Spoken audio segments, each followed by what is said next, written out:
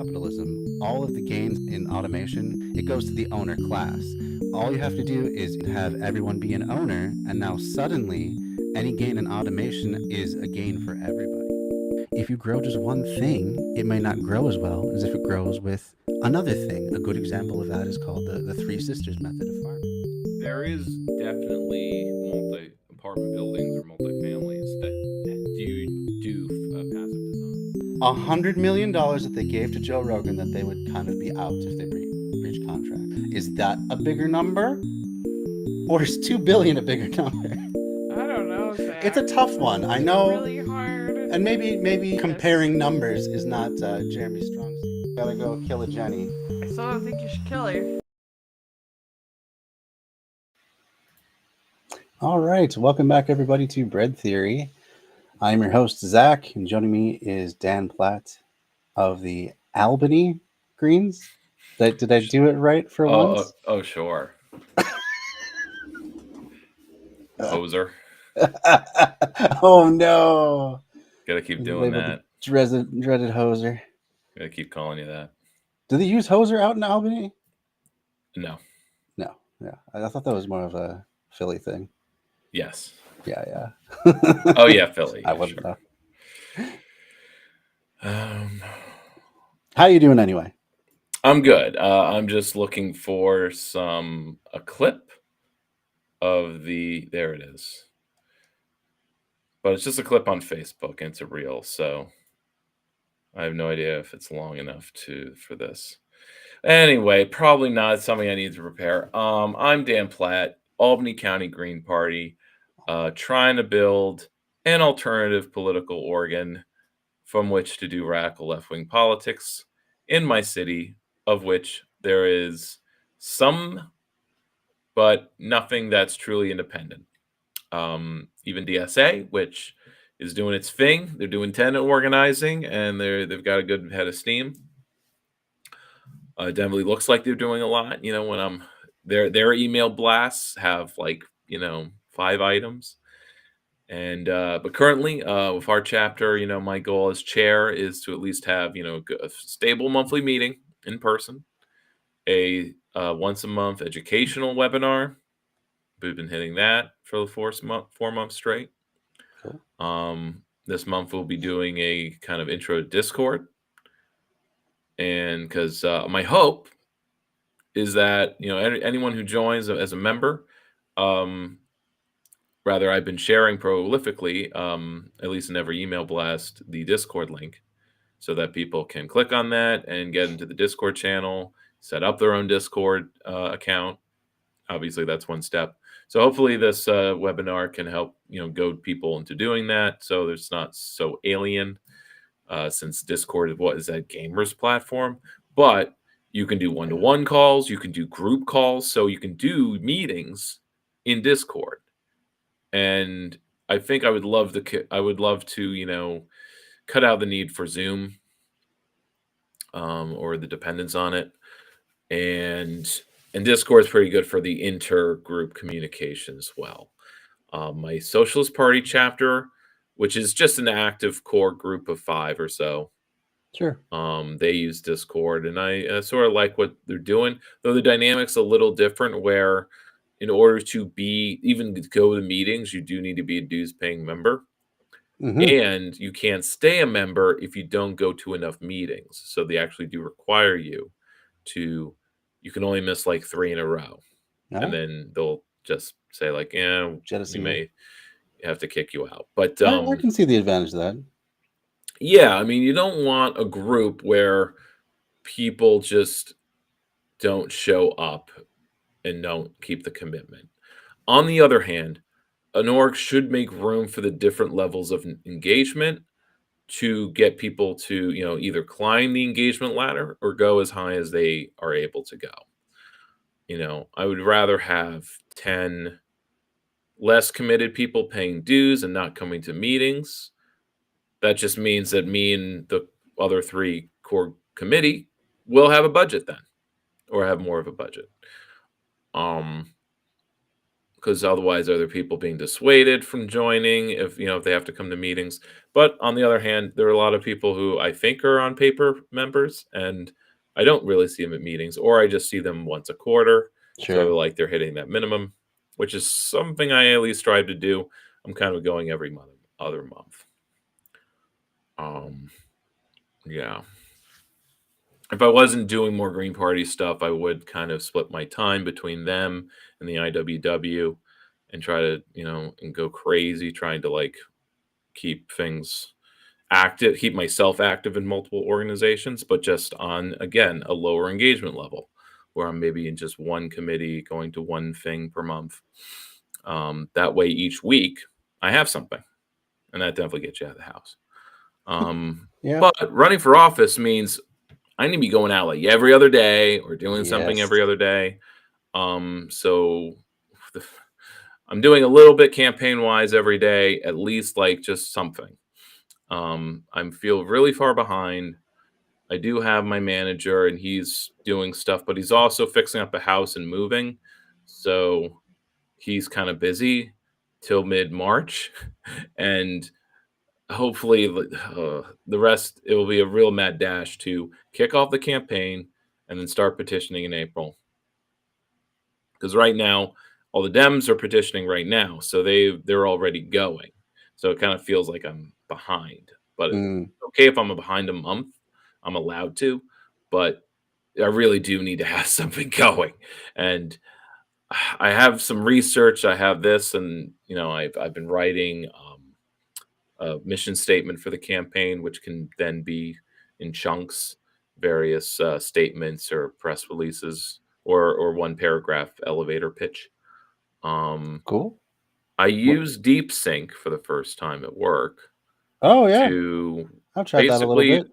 write an outline. I mean, I basically just used it to generate for web search. I just typed in eco-socialist local platform for city council. Sure.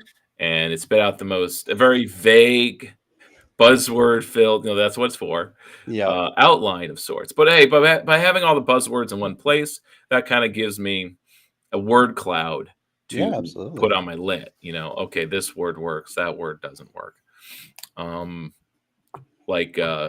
Solidarity economy. So I did the eco-socialist platform, and then I did it again, but I changed out eco-socialist with post-capitalist.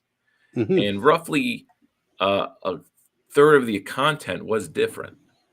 The format was the same, but the content was different. That like it changed the sustainability section with just a Green New Deal in the post-capitalist version, and it doesn't use Green New Deal when it's eco-socialist, which is interesting because Green New Deal was formulated by Howie Hawkins and us eco-socialists of the Green Party.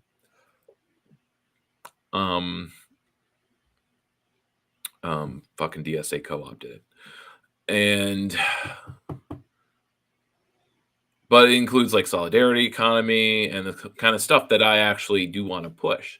So it seems like my messaging is more just a post-capitalist using that word instead of eco-socialist. But I am going to try to use them. I'm in practice using them interchangeably. I'm certainly, as a brand, I'm using eco-socialist. But maybe people understand, like, if they're aggrieved at capitalism, they're not exactly pro-socialist, though there's usually some simpatico one with the other as far as the stats go in polling, that most people under 50 or 40 do not majority approve of capitalism, or at least they're not positive about it. But only like half of them are positive towards socialism, or many are, but socialism just means welfare or something. Yeah. So when the government does stuff. When the government does stuff, that's socialism. And when it does a lot of stuff, that's communism. That's communism. Classic. Because I don't know. I want, obviously starting co-ops is major policy because you have businesses closing left and right, essential businesses, like in Albany. Yes, in Albany, Joanne Fab. No, is it in Albany? No, it isn't in Albany, but it's nearby. It's in the Ring Road. a Joanne Fabrics, and it was essentially the only place you could really go to get fabric Yeah. for crafting and whatever else. And I bought stuff there for flag making, and they're closing. And my artist friend says, like, for art supplies, there's other places, but for the set selection of fabrics, stuff, like there yeah. really isn't going to be a replacement. I don't know what I'm going to do. Order from online, I guess. Y'all have, like, Amazon. It's Amazon. But they would you could pick, you could feel the fabric. It's different being able to see it and feel. Yeah. Yeah. And that goes for a lot of products. Absolutely. There's a lot of things I just do not want to buy online. And if I do, it has to be really unique. And it's like a crapshoot of whether I know if its clothes will fit me. I'm getting a little better at knowing what would fit me based on the listing, but it's still like, okay, is that a woman's large? Because that won't go over my shoulders. It's unfortunately my masculine shoulders. Just I can't. It's too much of a man to fit in.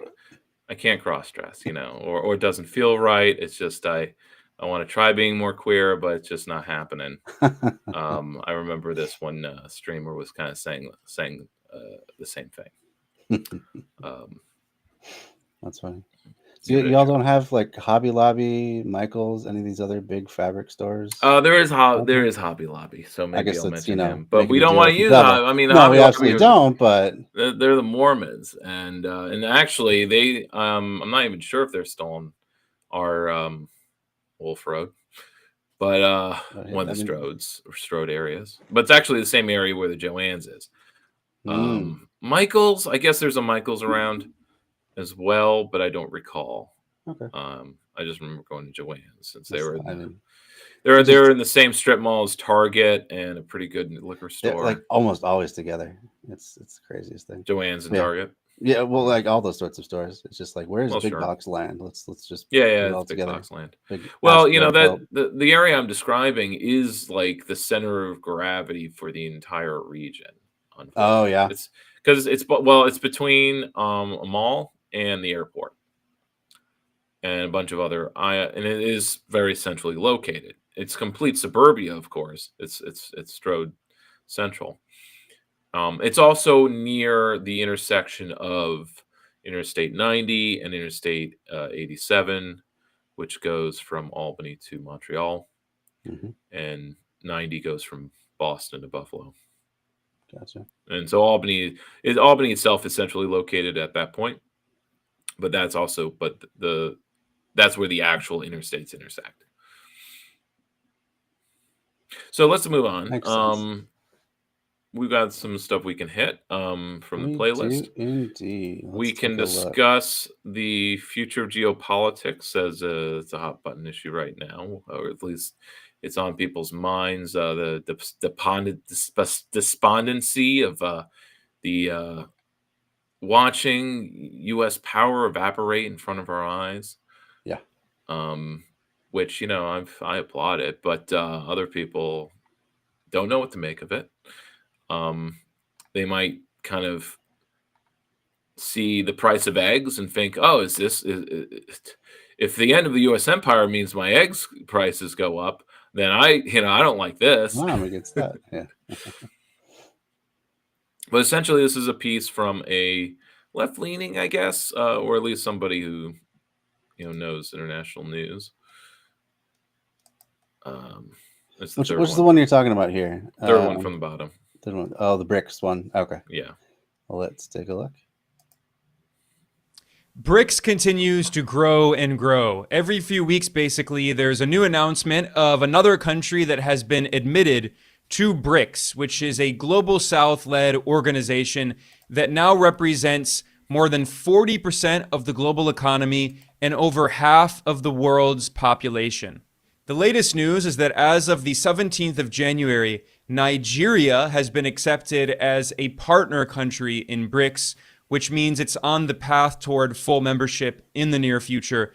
This is very important because Nigeria has the largest population in Africa, and it has the 6th largest population on Earth.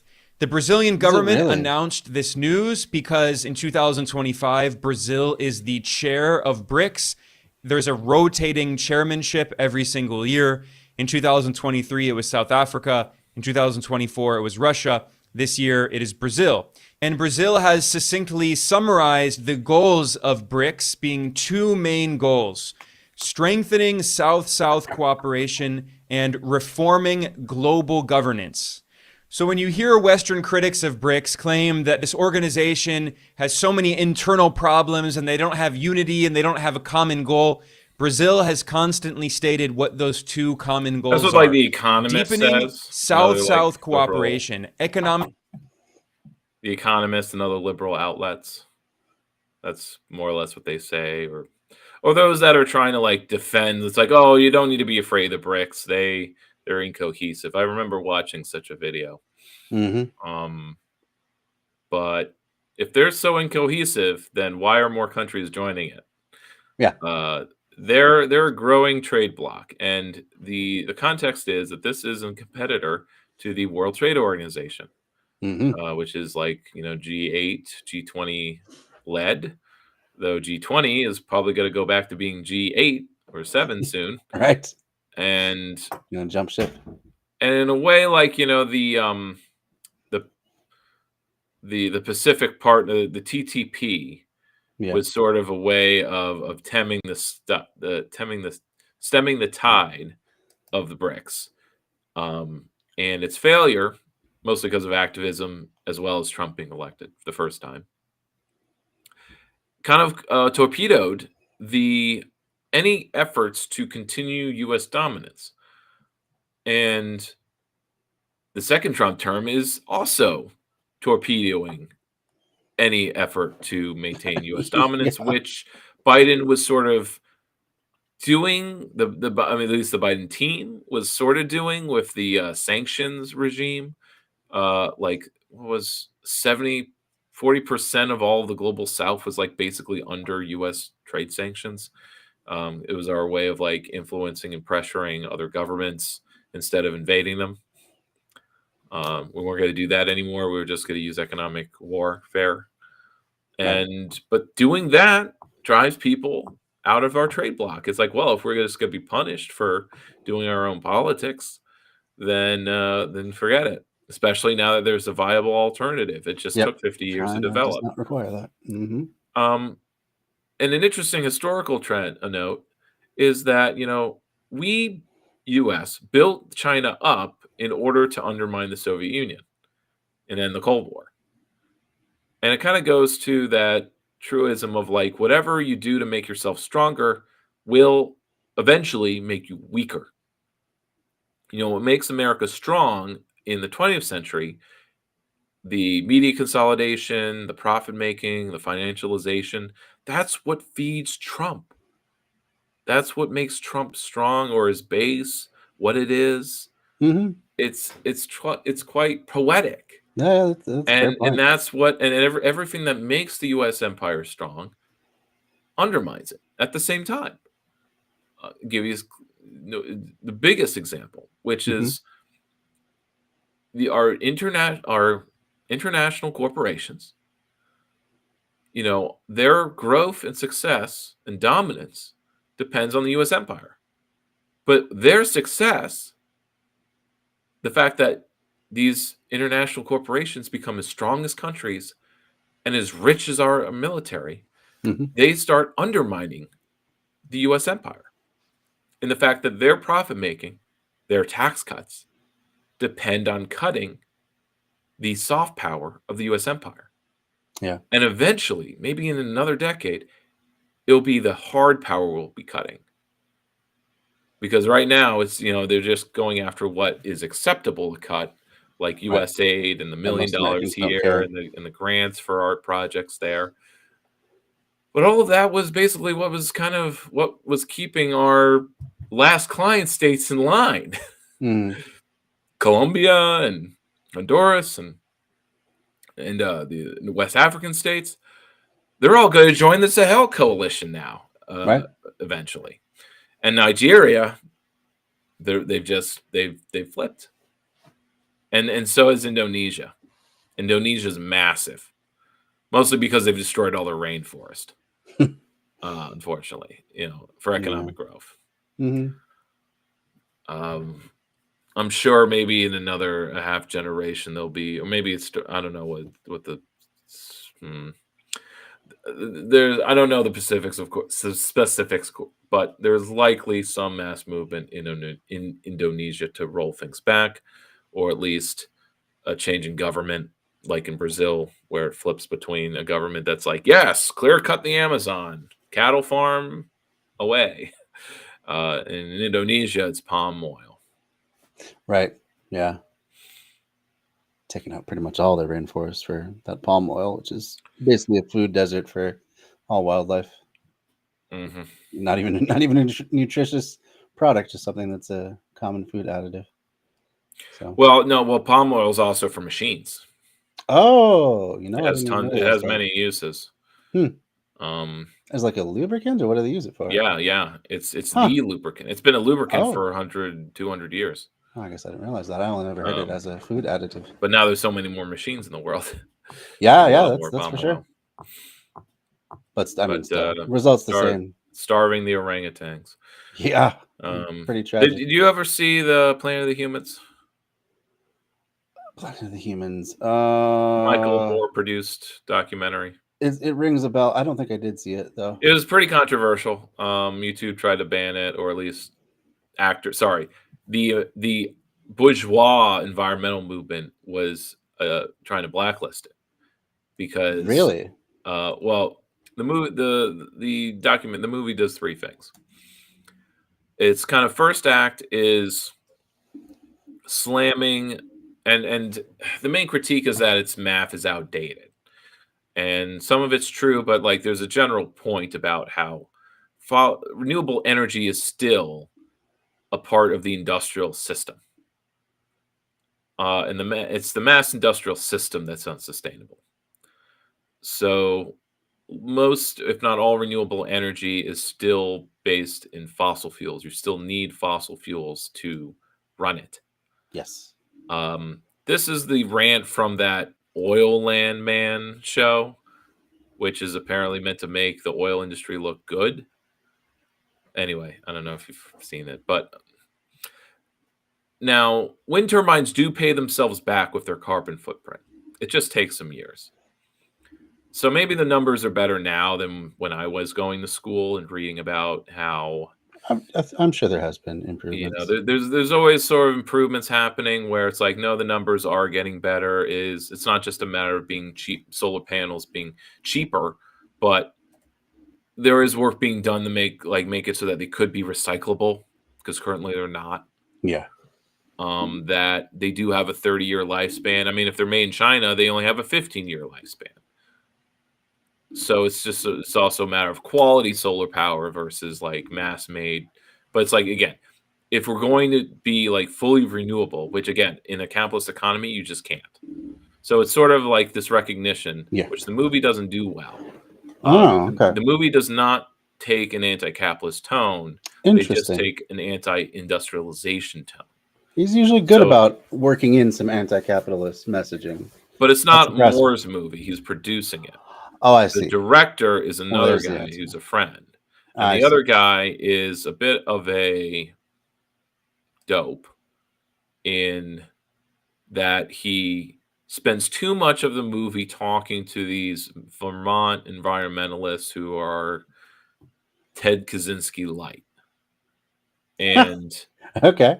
and a little bit on the they're not eugenicists, but they harp on like they're older, so they harp on population growth Yeah. as if population level is what like is unsustainable. Is driving all this. Yeah. Yeah. So- it's not the ever more So consumption. there was a it's- lot of lines of critique that were somewhat legitimate, but I was like, yeah, it's a bad choice to like have your midpoint of your. I mean, but it's the midpoint of the movie. It's not the conclusion. Sure. It's just like when you're again, it's what you choose to put in the movie.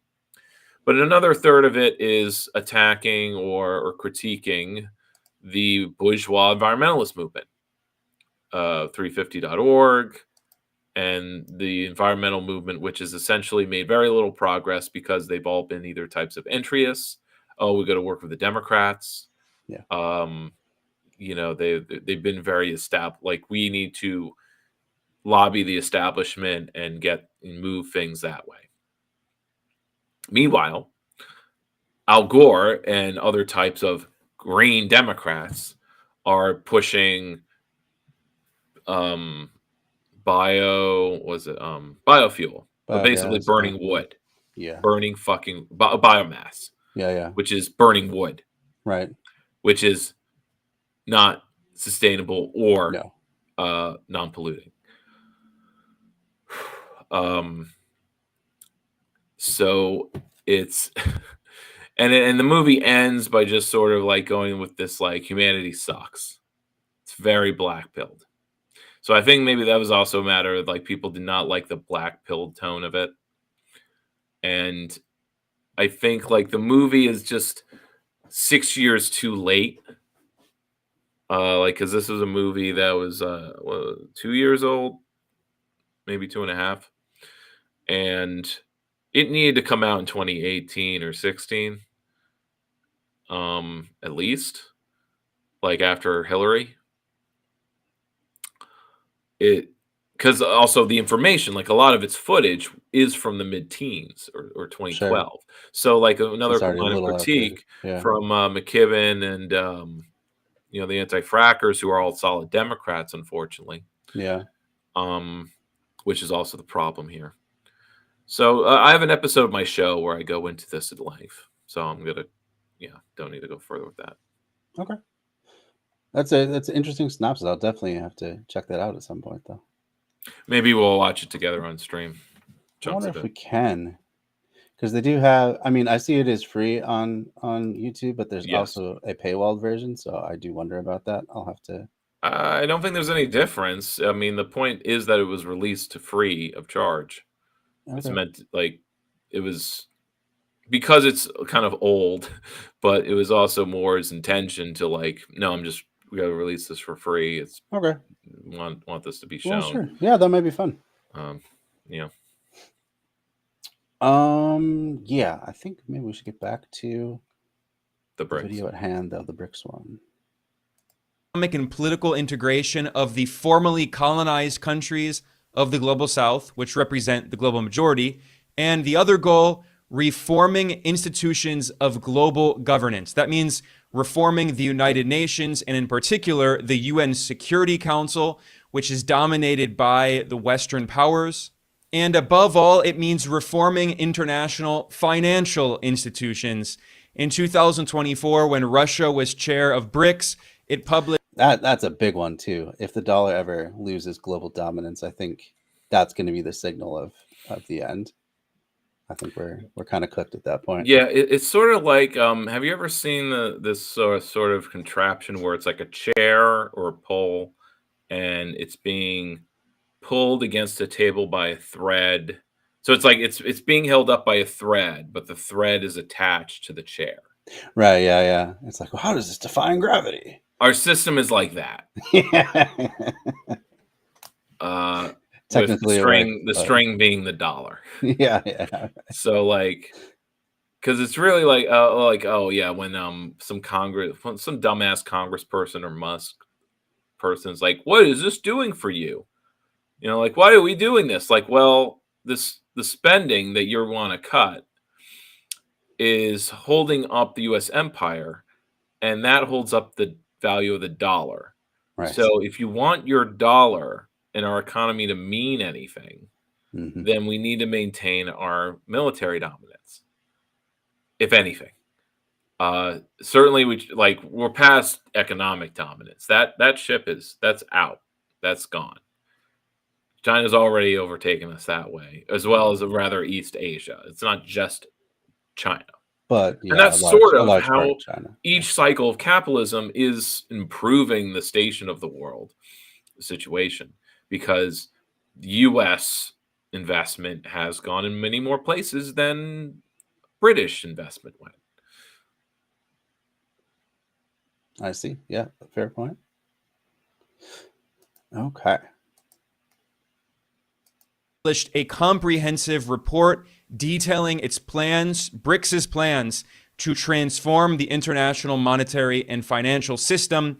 I wrote a lengthy report about that, and I have a video about that, which I will link to in the description below, summarizing the main points of this report. But the gist of it is that BRICS countries have a common economic goal in challenging the dominance of the US dollar and Washington's dominance over the international financial system. And they have proposed as an alternative to US dollar dominance what they call a multi-currency system through what is known as the BRICS Cross-Border Payment Initiative. They're already using their own national currencies to trade with each other, trying to de-dollarize their trade.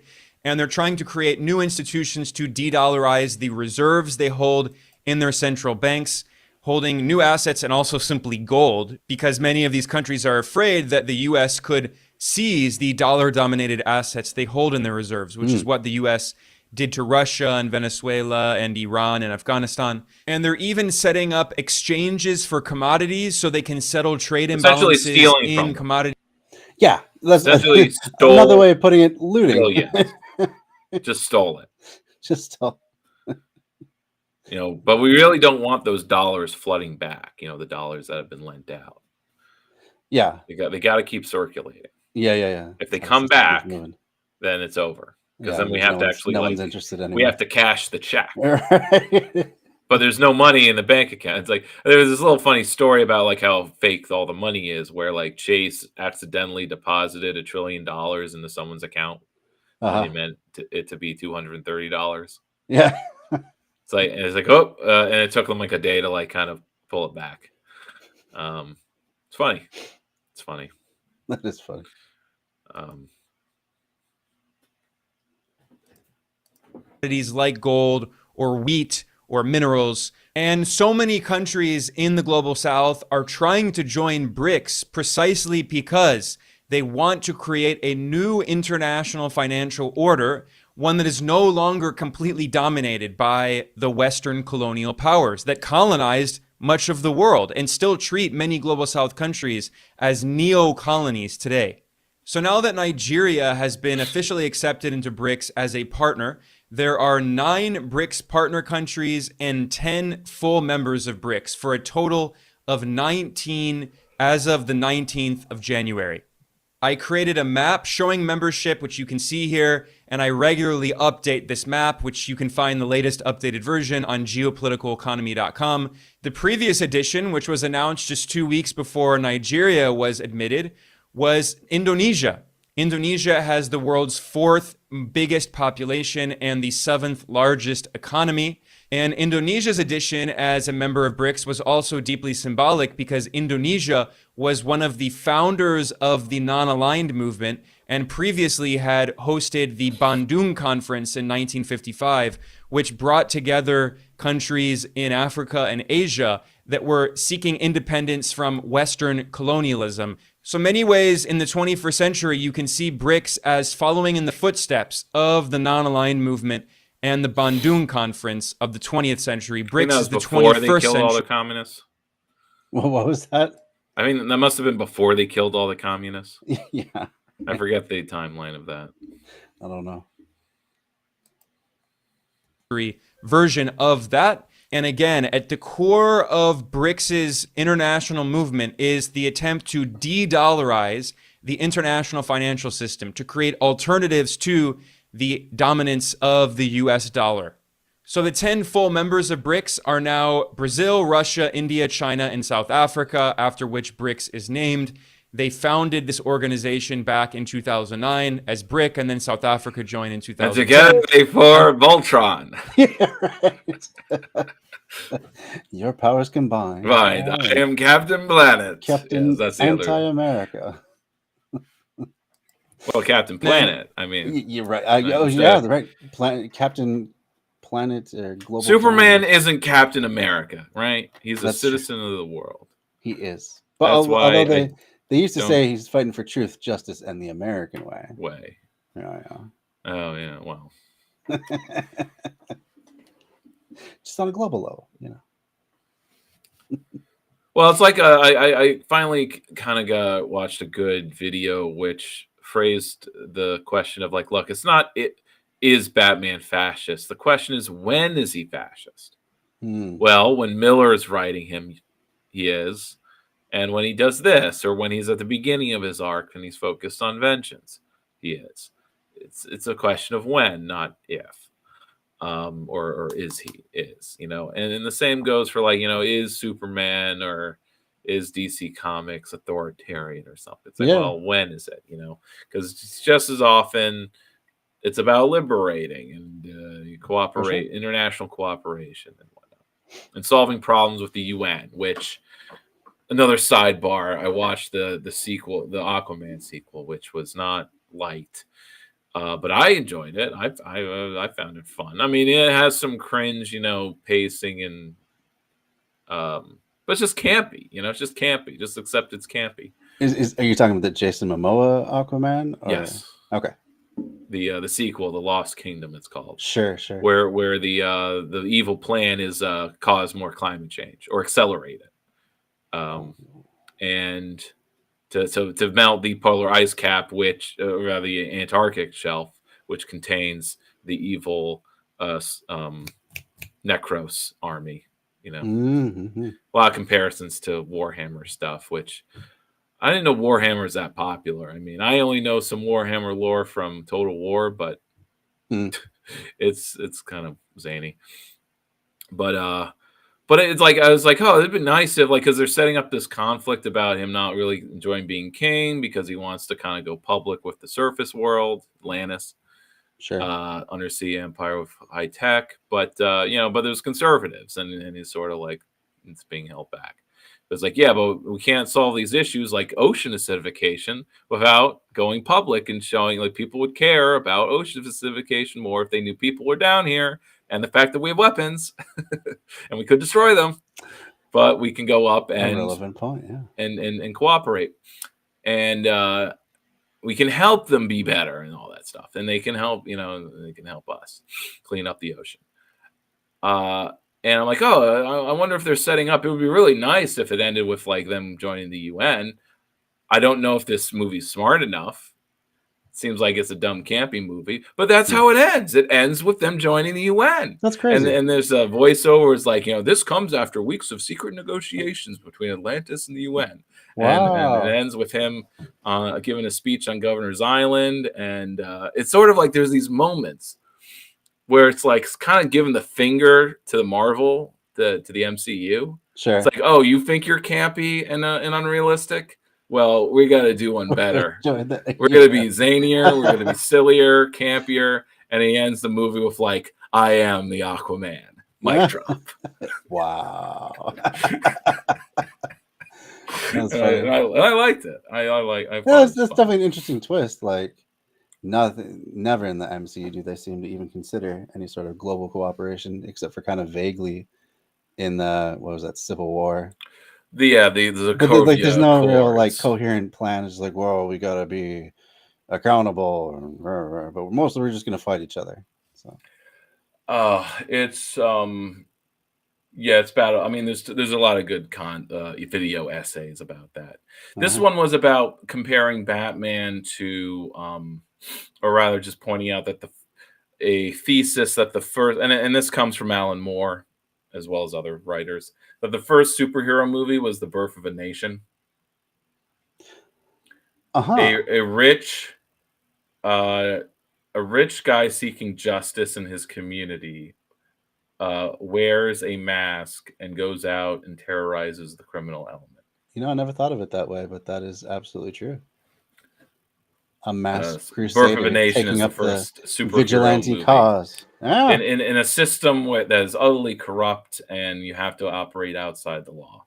Well, no wonder then superhero tropes tend to be so right wing. There's a genealogy there, but this is just one side of the story. The other side is that all the DC heroes are created by, like, Jews and refugees and progressive people. And obviously it depends on who's writing it. And these days, if you watch Young Justice, it's very woke. It's got even got non-binary characters, and it has Lex Luthor doing a Trump impression, and it's hilarious. Doing a Trump impression. Yeah, he goes like he's being accused of like his normal like kind of underhanded crimes. He's like, fake news. This is fake news. It's hilarious. That is funny. That's pretty good. I haven't seen that. I've been watching the. It's an animated version of the Watchmen comics, so it's not. I've seen There's that. like Yeah. minimal animation to it, but it's not Oh, bad. is it? Okay.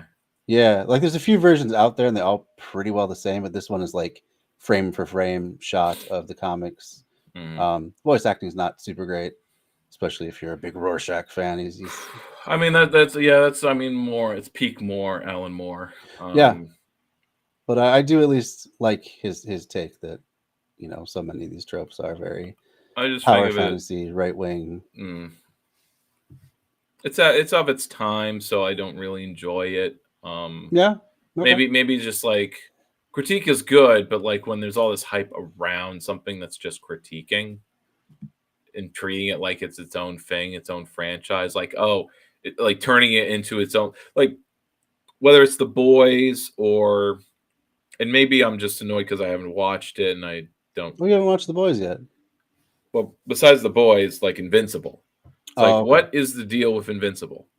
Is it I like have not seen that at all. a different? It's like this alternative DC universe, but it's more hyper violent. Like, what's different about it? Like, why not just fund more DC stuff? Like what's Invincible doing that DC characters couldn't be doing? Why is this Invincible thing? Like, I don't want to have to learn a new, You don't have to find a new universe franchise to unravel. All that. But maybe that's just me being 36. Never know.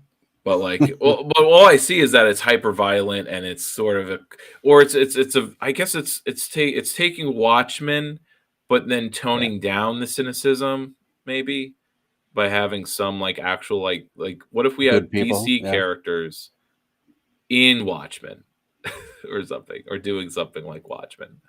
So it's got it's sort of the best of both. Maybe it's a fusion, and that's what people sort of like. If they're jaded and they don't want DC content,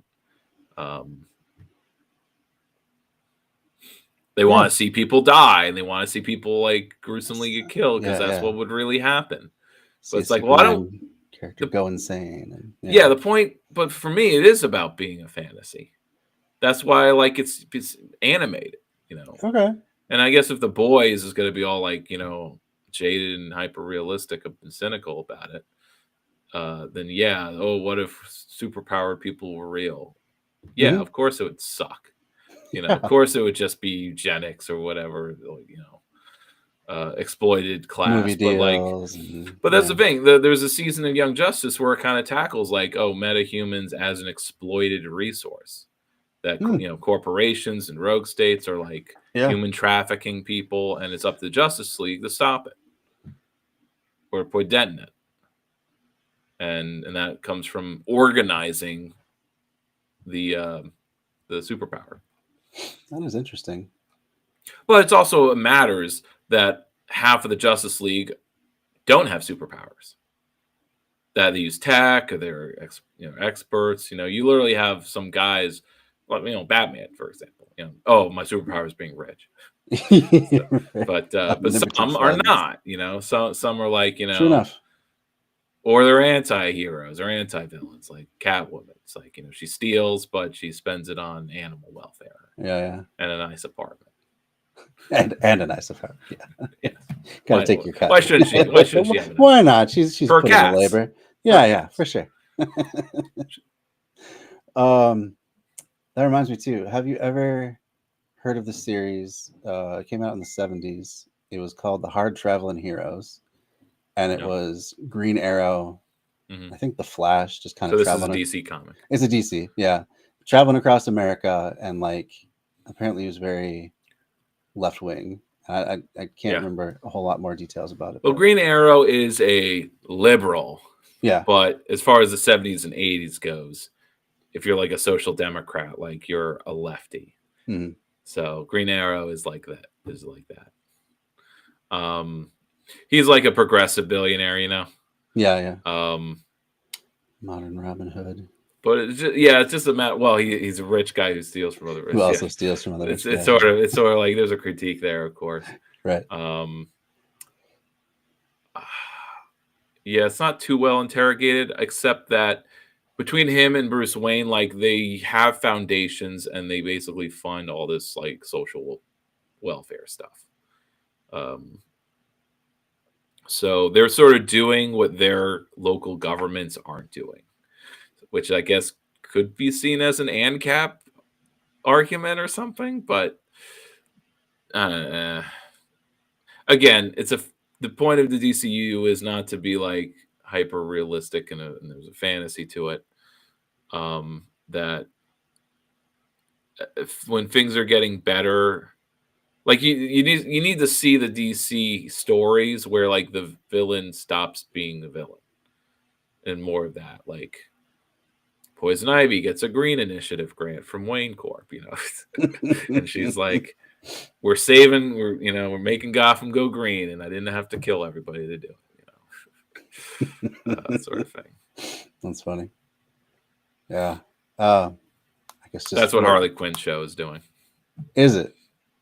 I mean, they still murder people, but like it's only people piss them off. Yeah. People deserve it. I rewatched that last of the Batman trilogy, the more recent one with Bane. I can't remember. Dark Knight.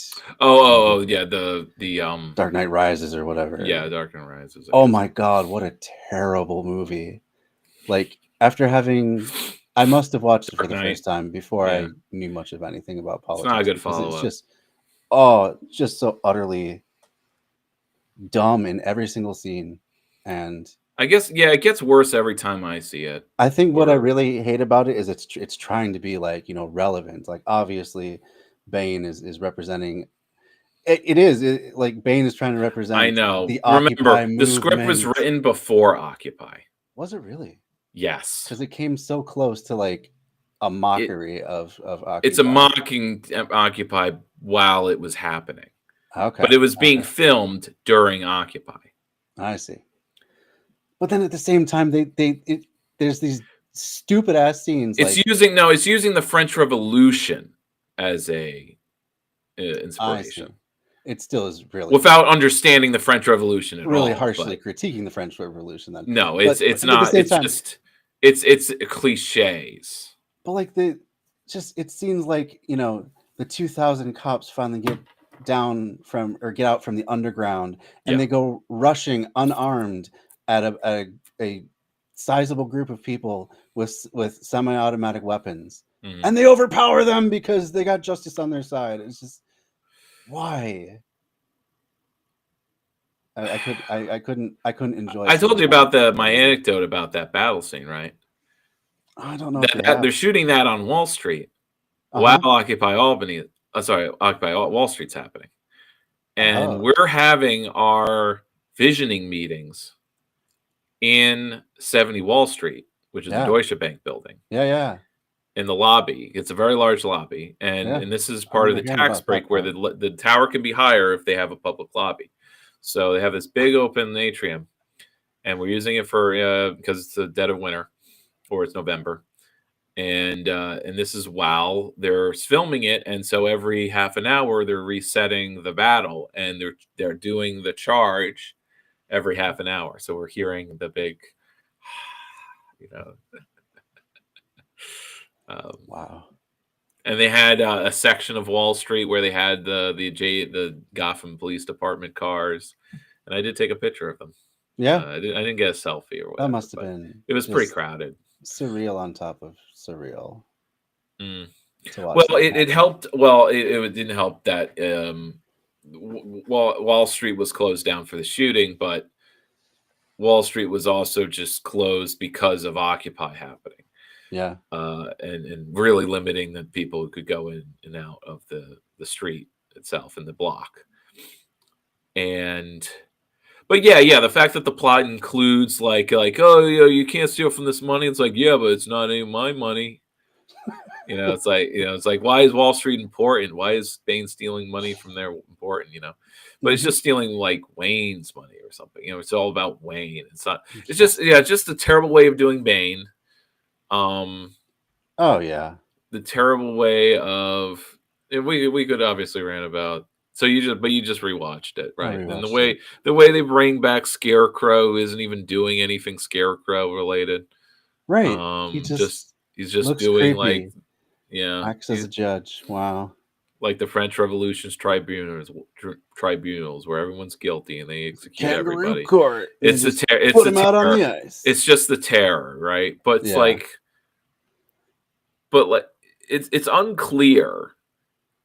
But I guess it's sort of shown. But like no, it's like is this just Bane and the criminal, like the people who were in the prison? Or is it like an actual mass riot happening that includes everyone in the city? Because it's like That's never clear because they say if the city is completely isolated, nothing gets in or out. Like how is just everyone not starving? Right. And why isn't there a mass uprising of people? Right. Like going against there's a Getting the militia FBI. and they're armed, but surely there's enough people in Gotham with Manhattan with guns. Yeah. And that's sort of also the problem with the cinematography. They sort of did this with the Chicago, using Chicago in Dark Knight, which I guess it's maybe because I don't know Chicago so well, but now that I've visited it, the whole like in the Tim Burton movies and in the Batman, like it's stylized. Yes. It's not a city you recognize. It's an exaggerated, impressionistic. Or and the Dark Knight trilogy, the Nolan films, are realistic. They're working off of the War on Terror. It's a War on Terror Batman. Yeah. And it sucks. It sucks just like the War on Terror did. So I think the further we get away from them, the less they're going to be classics. I think you'll have the Tim Burton movies, and you'll have the Batman, which is recent. Yeah. I think the Nolan movies are going to be a footnote as time goes on because they're just not that Dark Knight has its day. Yeah, yeah. And Keith Ledger's death sort of added to its profile.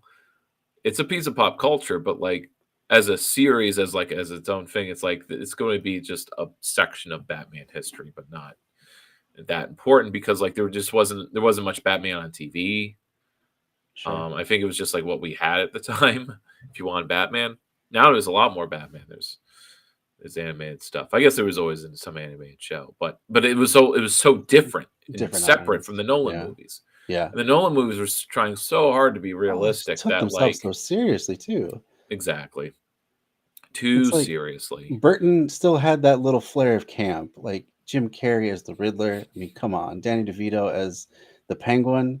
Even Arnold Schwarzenegger, it was probably the worst of the series, but he was. Remember the second two were the second two were Schumacher, but the thing that I like the research that's done with the Nostalgia Critic and stuff is that they look into it and see that Schumacher is a big Batman fan. He knows the comics, and he was sort of adopting a kind of impressionistic, campy side of Batman. But it's also, he will say readily, he had a ton of, there's a lot of stuff that he couldn't do because of the studios.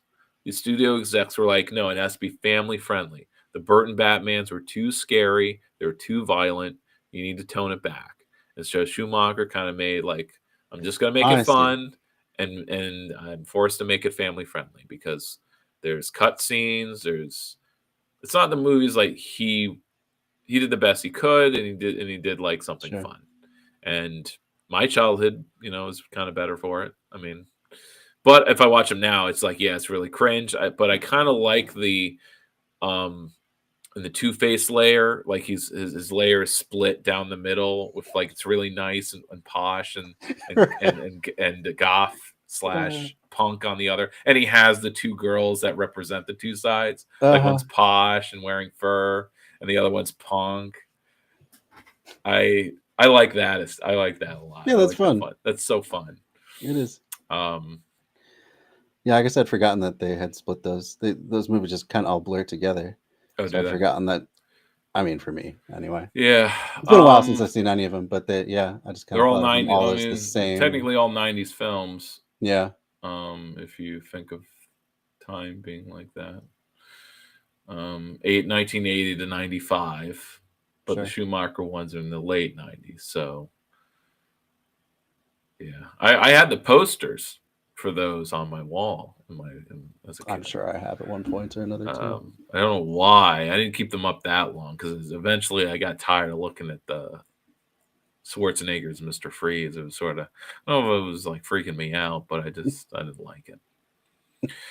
And it just wasn't a good choice pairing up. Like I never it's just even as a kid, it's like pairing up Poison Ivy with Mr. Freeze is Well, it's just like, terrible. I guess it's supposed to be like life and death, maybe. I don't know. Yeah, I think they were just like they have a list of Batman We just have to have two. villains, Who are we going to and slot in there? and we were the next two biggest, or right. well known. Would have been interesting if they had ever done Bane, but I guess they just didn't get that far. No, Bane is in Batman and Robin. Oh, that's right. Never mind. But he's just a sidekick for Poison That's Ivy. right. He was nothing in that. It's so fucking weird. That was dumb. They just don't know. Like they just don't know how to make Bane interesting in film. But you know what? Maybe. Well, there's always speculation on like what should be like if there's a sequel to the Batman. How to do a hyper realistic version, or at least a non-fanciful version of Batman villains. So it's like, oh, Poison Ivy. Well, obviously she poisons people. She's an environmentalist. She just doesn't control plants. Bane, he can be a juicer and a big, hulking wrestler guy, and be Hispanic like he's supposed to, and to kind of represent the drug dealing from Central American drugs. I guess because what makes Bane strong is Venom, which is basically a hyper steroid, but also coke. Yeah. So it kind of makes him dumb and crazy. Energy, yeah. But he's like, I will crush you. But he's also actually really smart. Is he? Okay. Yes. Making him League of Shadows and mixing him in with Ra's al Ghul, it's just so dumb. It's like the League of Shadows was over. Bringing that back for this finale of this trilogy, it's just like a terrible, it just thematically doesn't make sense. Yeah, and the time gap and the whole I broke my leg, so I'm like sad and stuck in my house. Yeah, there's just tons wrong about it. Yeah. Anyway, that was probably a long enough digression into comic books and whatnot. My friends are having a Signal conversation without me. Oh my goodness! How dare they? Well, let's let the movie. Yeah, not the movie. Let's play the video. My friend's asking, "Where's Antifa?" Where is Antifa? That's a good question. Well, I like this meme where it's like, "No, we don't do that anymore." Like, where are they fighting the fascists? Like, we tried, we did that already. Yeah, it's been done. Don't do it again. I mean, there hasn't been as many. There's been, it's just been here and there, but it just not quite the same as it was in like 2017. I mean, Patriot Front came out on the mall for like one of those for the inauguration. Yeah, but they're not doing like we're gonna go down, because I think it's stronger now than it was then. Because after 2020, it's like no, if there's a call, it won't be Antifa. It will literally just be 100 random citizens. Mm-hmm. Like in Ohio. Was it Ohio? Yeah, on that bridge there. Yeah. Mm-hmm. It's just so it's like you don't need a clandestine Antifa cell. That's fair. That's a fair point too. Our work here is done. Yeah. But the work is in the zeitgeist. In the popular since 2020, it's all shifted to mutual aid and just making sure we're not dead. And that's sort of where like not a bad shift. Another digression here, but the base building strategy that was kind of being put up in the 2018 as like, okay, Bernie is done. And if you're radical revolutionary, you're obviously not an entryist, and we're not going to do the Bernie crap thing. But we can't just keep doing this activism thing over and over again. even if it's anarchist. So we need base building, and a lot of so what's happened though is base building has not become its own tendency. 2020 sort of sapped the life out of it because all of it. So base building is using mutual aid to organize, not an end of itself, but to organize people, tenants, and whatever. So, but what's happened is instead of base building being its own tendency, drawing people out of the activist tendencies, whether it be the government socialists like Bernie Kratz, the militant protesters who only care about protesting the right way, and they skew policy or electoral elections. And the third one is like cultural projects, the podcasts, the academics, and whatever they're doing, raising consciousness. Sure. So technically what we're doing. Mm-hmm. But instead, the base building just got sublimated into the other three because the other three are already established and they're just easier to get into. They're already there. And so the base building didn't establish itself as a competitor. It just got folded in with all of it. It didn't evaporate. It just got included. So now all the different activist tendencies are still activist tendencies. We still don't have this organized left. But now all of them are doing some kind of base building in their work. DSA chapters are doing tenant organizing and so on. Because all these radical groups that were doing base building type activities, there was an effort to organize them in the Marxist Center, and they did the freaking Scooby-Doo meme of like, let's split up, gang, because you basically had too many of these groups were like, don't tell me what to do, oh, we are an organization that may have a line. Sounds Stalinist to me.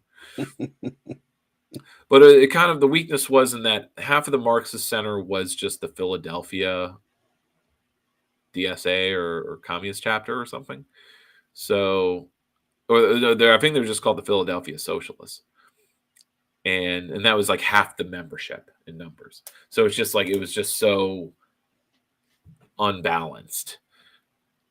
So you had all these smaller like cells of people that were just, they split off because there was a big debate about whether to have at-large members or how that was actually structured. I covered this on my show. Literally, the last episode of the Three Left show includes, if it isn't this last episode, it's the second to last episode. I cover the end of the Marxist Center, and there's an episode in like my first or second season of the show where I cover the opening convention of the Marxist Center. So my show, The Three Lefts, actually kind of spans the effort to kind of do base building as its own tendency. And I don't follow it that closely, but most of my episodes, at least when I talk about leftist strategy, I'm sort of hinting at like that becoming dominant. Like, how do we get that to be dominant, regardless of whether they're kind of leftism you're doing? And it's both sort of sad, disappointing, but also like, well, what else could have happened? In the same way that like you can get tons of people get into leftism, but then the easy thing to do is to join the Democrats and be entryists and reformists. And there's sort of a ladder of consciousness to get people past that and say, no, reformism isn't working. It's not going to work. But what else can you do?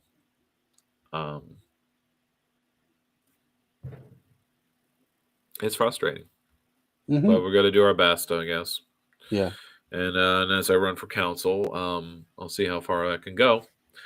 And at the very least, even if I lose, though the goal is to win, I will get experience as a campaigner. My manager will, and another 5 or 6 or a dozen people will get some experience canvassing and doing some campaign work.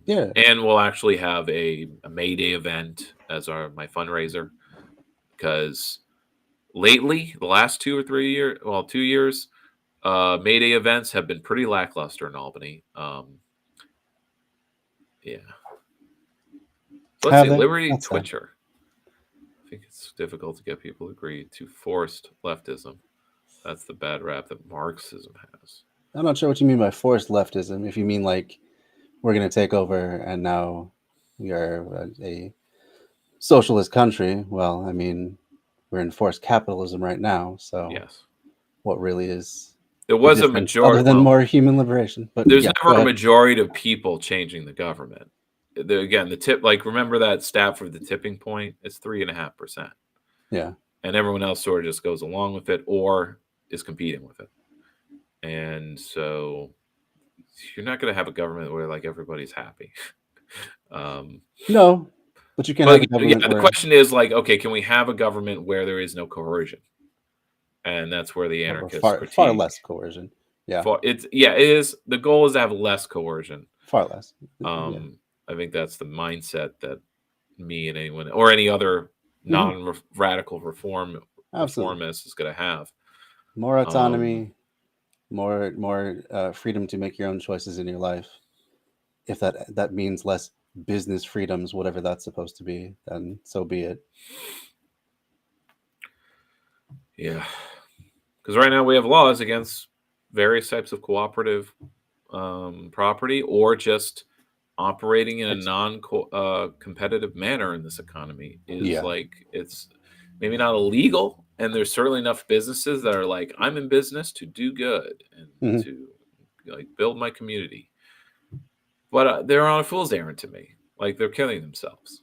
It's like, oh yeah, you're all. I mean, we're gonna have a set. We're gonna have a few. I mean, they're just petty bourgeois or small business owners. We're going to have. I'm going to get my real estate license, and then I'm going to help like get more people in the hood to buy homes, right? Which, or at least provide fine. financial consulting so that people can eventually buy a home. Yeah. Well, that's a mistake to trust business more than government, because business has the profit motive front and center. So that's always going to trump any other sort of consideration. Well, I guess the question, Liberty, since you have Liberty in your name, do you trust business more than government? It depends on what level, right? I mean, if you own the business, if it's a donut shop business owner on your block, clearly you can probably trust them more than government. But absolutely, it does not. No, profit motive leads to destruction of the planet in the name of making. Besides, it's not a dichotomy between business and government. It's capital versus an important community. Point too. It's capital versus community. So community can be a market economy. Capital exploits markets and thus business owners. Yeah. Not so much as government does when it taxes, but then it builds infrastructure. I would wager to say that most of your grievances with the government come from it being largely bought and controlled by capital interests. So, or serving capital. Serving capital. Yeah. Because they're intertwined. It's like the interests of the state are the interests of capital. Right. So but capital doesn't always think. But capital does not view the state as in the same way. Thus, the antagonism. Right. Yeah. Okay, let's continue. Sure. Yeah, we spent an hour, a lot of time. That's all right. Well, that's if we just get through one video this whole time, that's fine. It's been fun. It's just a conversation starter. For sure. 5 new members were added: Egypt, Ethiopia, Indonesia, Iran, and the UAE. They joined in 2024. And then now there are 9 BRICS partners as of 2025. Those include Belarus, Bolivia, Cuba, Kazakhstan, Malaysia, Nigeria, Thailand, Uganda, and Uzbekistan. If you look at a list of the top 20 most populous countries on Earth, 10 of them are now in BRICS, including Nigeria has the 6th largest population, which was over 230 million people as of 2024. That makes it the most populous country on the African continent. Wow. So if you combine together the population of all 19 BRICS members and partners, together they represent more than 4.3 billion people, which represents 54.6% of the entire population of the world. This is according to data from the International Monetary Fund, which I used here to create these charts. There are different sources on the size of the world population that differ a little bit, of course, but I typically use the IMF data because despite all of the many problems with the IMF as an institution, its data is publicly available and very useful, and it's also updated very regularly. So the IMF had the world population in 2024 at 7.92 billion people. The BRICS countries are now 4.3 billion people. That means they represent 54.6% of the Getting entire close to world 8. population. The addition of Nigeria into BRICS is also important because Nigeria has one of the fastest growing populations on Earth. India, one of the founding members of BRICS, which has the world's largest population, has the fastest growing population. From 2024 to 2037, it's expected that there will be 147 million people born in India. But in second place is Nigeria, with 65 million people born in Nigeria in the next decade and a half or so. And if you look at the list of the top 10 countries with the fastest growing populations, not as a percentage, but as a gross number, half of those countries are now in BRICS: India, Nigeria, Ethiopia, Indonesia, and Egypt. So BRICS cannot be ignored. It represents the majority of the world population, and Nigeria in particular is pretty symbolic because the largest city in Nigeria, Lagos, is expected to emerge as the world's top megacity by the end of the 21st century. In fact, by 2100, people in the African continent will represent 38% of the world population, whereas today, people in Africa represent 18% of the entire world population. And also today, people in Asia represent 60% of the world population. Their percentage of the world population is expected to fall to 45% in 2100. So in other words, by the end of the 21st century, more than 8 out of every 10 people in the world will live in Asia or Africa. And BRICS as an organization... Because this also comes from that China also has like the same demographic crisis that the West does, and that mostly because of the one-child policy. But now that that's been lifted, it's still like they're hitting replacement levels, I guess. I like this one video I saw today that sort of pointed out like, yeah, but like the birth rate changes and it's getting lower, but the replacement rate needed is also going low, like dropping, because there's less child mortality, because almost everyone born goes to adulthood, reaches adulthood. Almost everyone. You just need the replacement level of 2. And I think we're at 1.8, but we're just under it. It's Italy and Japan that are at like 1, and Korea's at like 0.08. So that's why they're like in the worst spot. But hey, but China's also like at replacement level or even a little less, since with just the demographics of how many are old, how many are young. They're probably, in the coming decades, they'll get a lot of probably need to allow a lot of immigration from Africa, as will we or anyone else or Europe.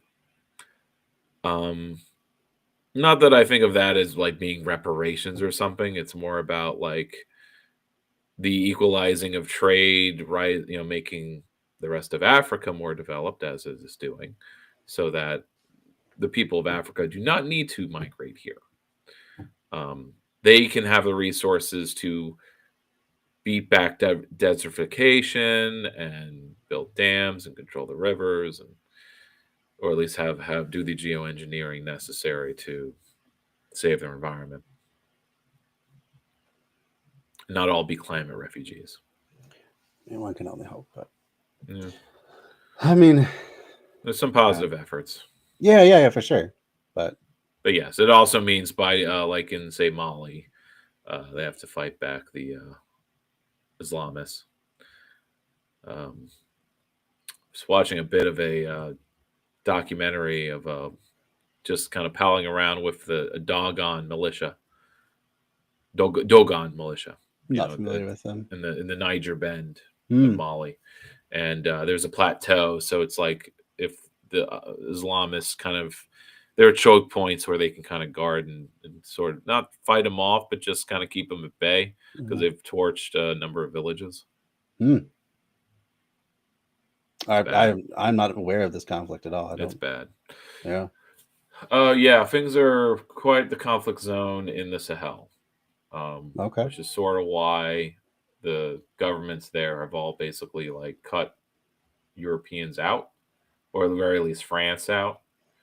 And I guess the cynical side is like, well, they're replacing France with Russia and their mercenaries. But I don't think it's as simple as that. Because the Sahel nations are also forming their own military and economic bloc, of which they can throw off the franc and the oppressive finance structure, the debts, and all that stuff. Well, good for them on that. Yeah. Man, legacy of violence there from France. Okay, let's continue on. Let's see if we can finish this one up, huh? We're halfway done. Represents these people who are the global majority. They already are today the global majority, and their majority will continue to increase over time. Yet, unfortunately, many Western governments and politicians and pundits and academics and intellectuals, they still think the entire world revolves around them, around the West, even though the West only represents about 13 or 14% of the world population. And it's not just the population, it's also the economy, because many of the BRICS countries have some of the fastest growing. What's that? Being white? It's like being white in New York. Oh, okay. I went to a college that was only 11% white. Oh, really? Yeah, that's why I chose it. That's cool. Trying to remember now. Was that SUNY Albany or No, City College. City College? Excuse me. I'm in Albany. I live in Albany. I know that. I went downstate to go to college. I didn't. I guess I had forgotten that. I apologize. Okay. Growing economies on Earth. Of course, China is the world's #1 economy when you measure its GDP at purchasing power parity, and China is the world's industrial superpower. And if you combine together all of the 19 BRICS members and partners together, their GDP represents 42.2% of the entire world economy. This is the updated version, including Nigeria now as a partner. So as BRICS continues to expand, they get closer and closer to representing half of the entire world economy. Game is 51%. Nigeria is also a major economy in the world. It has the second largest economy on the African continent after Egypt, and Egypt is now a full member of BRICS. In fact, if you look at the 5 largest economies in Africa, all of them are either part of BRICS or are going to be part of BRICS. So Egypt is a full member. It's the largest economy. Nigeria is now a partner. It's the second largest economy in Africa. South Africa is, of course, a founding member of BRICS. It's the third largest economy in Africa. Algeria was invited to become a partner country of BRICS at the summit in the Russian city of Kazan in 2024. And it did not officially give a response, but it's likely going to accept the invitation. And Ethiopia was admitted as a full member of BRICS in 2024. So Algeria is the 4th biggest economy in Africa, and Ethiopia is the 5th biggest economy. And although, yes, it is true that many countries in Africa are suffering from very high rates of poverty and underdevelopment, in no small part due to Western colonialism, because they have such large populations, they still have very big economies. So for instance, Egypt, which is the biggest economy in Africa, has a larger economy than Australia. And Nigeria has a larger economy than the Netherlands. And of course, this is all using data that measures GDP at purchasing power parity, which instead of looking simply in nominal terms at exchange rates, which can make Western countries that have very overvalued currencies seem more economically powerful than they actually are, PPP adjusts for the purchasing power of the currencies locally. And when you do so, you can see that Egypt and Nigeria, these BRICS countries, are very big economies. Nigeria is also important because it's the larger producer of oil on the African continent. It's the number one producer, and the number two producer, Algeria, has also been invited to become a BRICS partner. And if you look at the top 10 largest oil producing countries on earth, half of them are in BRICS. That includes Russia, China, Iran, the UAE, and Brazil. And Nigeria is the 15th largest producer of oil on earth. So another very important part of BRICS expansion is seeing the overlap between BRICS and OPEC, the Organization of Petroleum Exporting Countries. We've seen that now BRICS countries represent more than 1/3 of global oil production, and that number is constantly increasing as BRICS expands. This means that these countries can have an important role in the global oil market if they collaborate and decide whether or not to increase production or decrease production. Now, the U.S. is now the world's largest oil producer since the shale boom, and that has complicated things with OPEC, despite the fact that OPEC has been informally expanded, becoming OPEC Plus, and Russia has been participating. But the point to take away is that OPEC and BRICS now have a lot of overlap.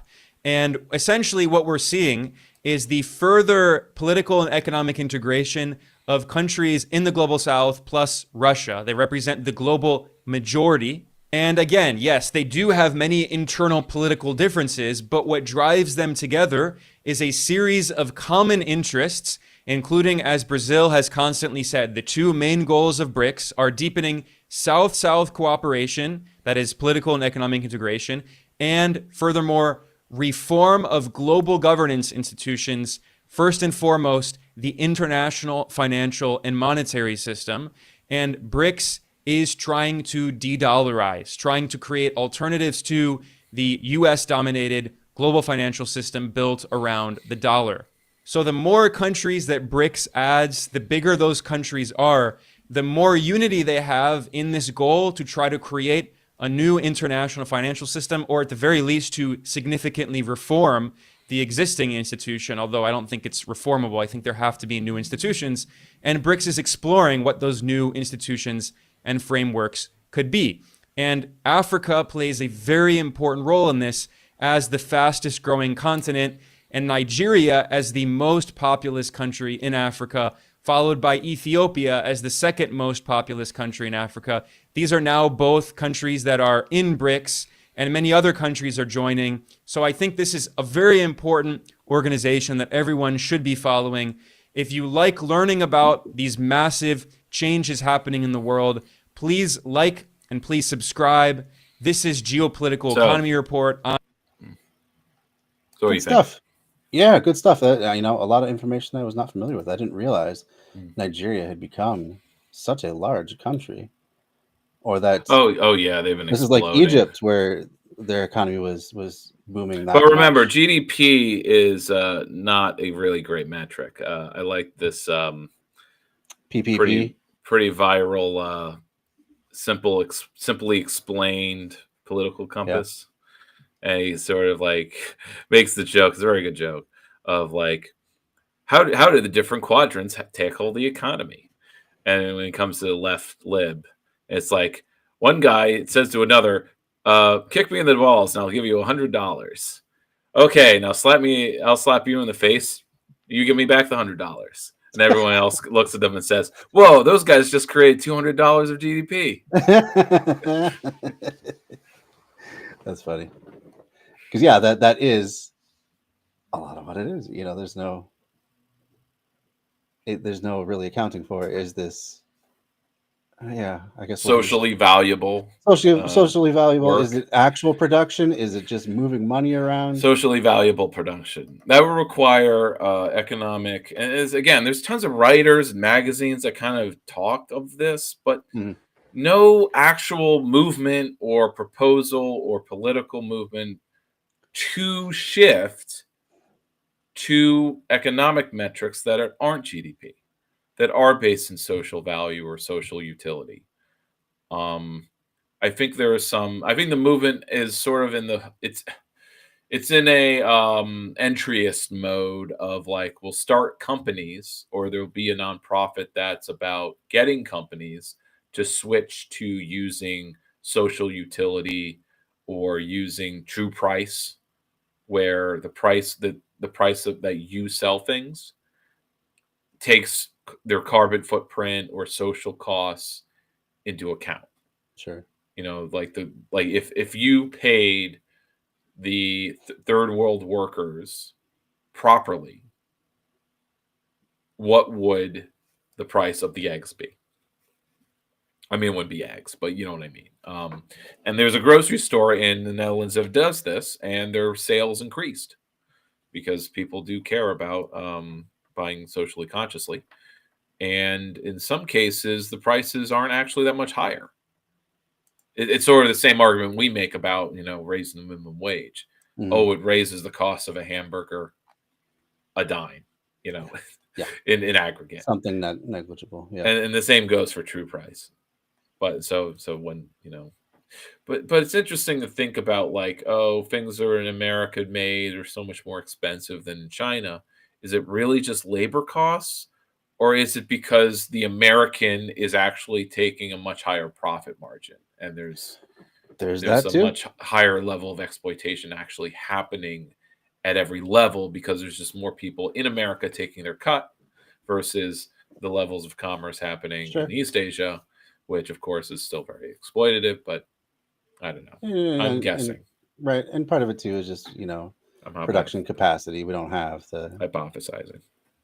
Yeah, it's just the scale, produce everything. the American business that's like, artisanal bicycles. Right. We make 1,000 of them. Right. Yeah, and they're all 3,000 each. Right. But it's like that video we watched on, why are food prices so cheap when you ship them around the world 3 times and stuff like that. And Oh, it's yeah. like, When we not watched everyone that. wants to grow peaches or pears or whatever. But Chile does, so. But Chile does. Even though we certainly incentivize agriculture to go in a particular direction. Yes. Okay, and another rhetorical point about the last video. Yeah. Was boomers or whatever, or people who read establishment magazines and newspapers. And when I gave my talk about the long 20th century, which kind of ends, at least I added, talking about the BRICS and this exact news that, like, the forces of global capitalism are shifting. And it's shifting in a way that, like, all of the, not only the dichotomies that maybe or like that were legitimate, but even mostly the false dichotomies are just totally useless. What am I getting at? So the objection raised by one guy in the audience, very well learned guy that I respect because he wrote a book about the Albany political machine that I was reading. He responded with, like, yeah, but the BRICS countries have totally different governments. Their styles of government, they're just totally different. They're not a side. They're not like they're not their own hegemon. And my response, which I guess was sort of halfway to what I'm going to say now, which I just sort of thought of rewatching this video and thinking about and hearing other kind of takes, like from Studebaker about this, about the false dichotomies of, like, the Cold War being sides and that the political blocs were made up of the same type of government, liberal democracy versus authoritarian socialism. Sure. And vice versa, we have authoritarian governments on one side versus liberal democracies. But those lines are just getting blurred so much. They're useless. Like, what makes India a more liberal democracy than Russia? What makes Russia more of an authoritarian government than America?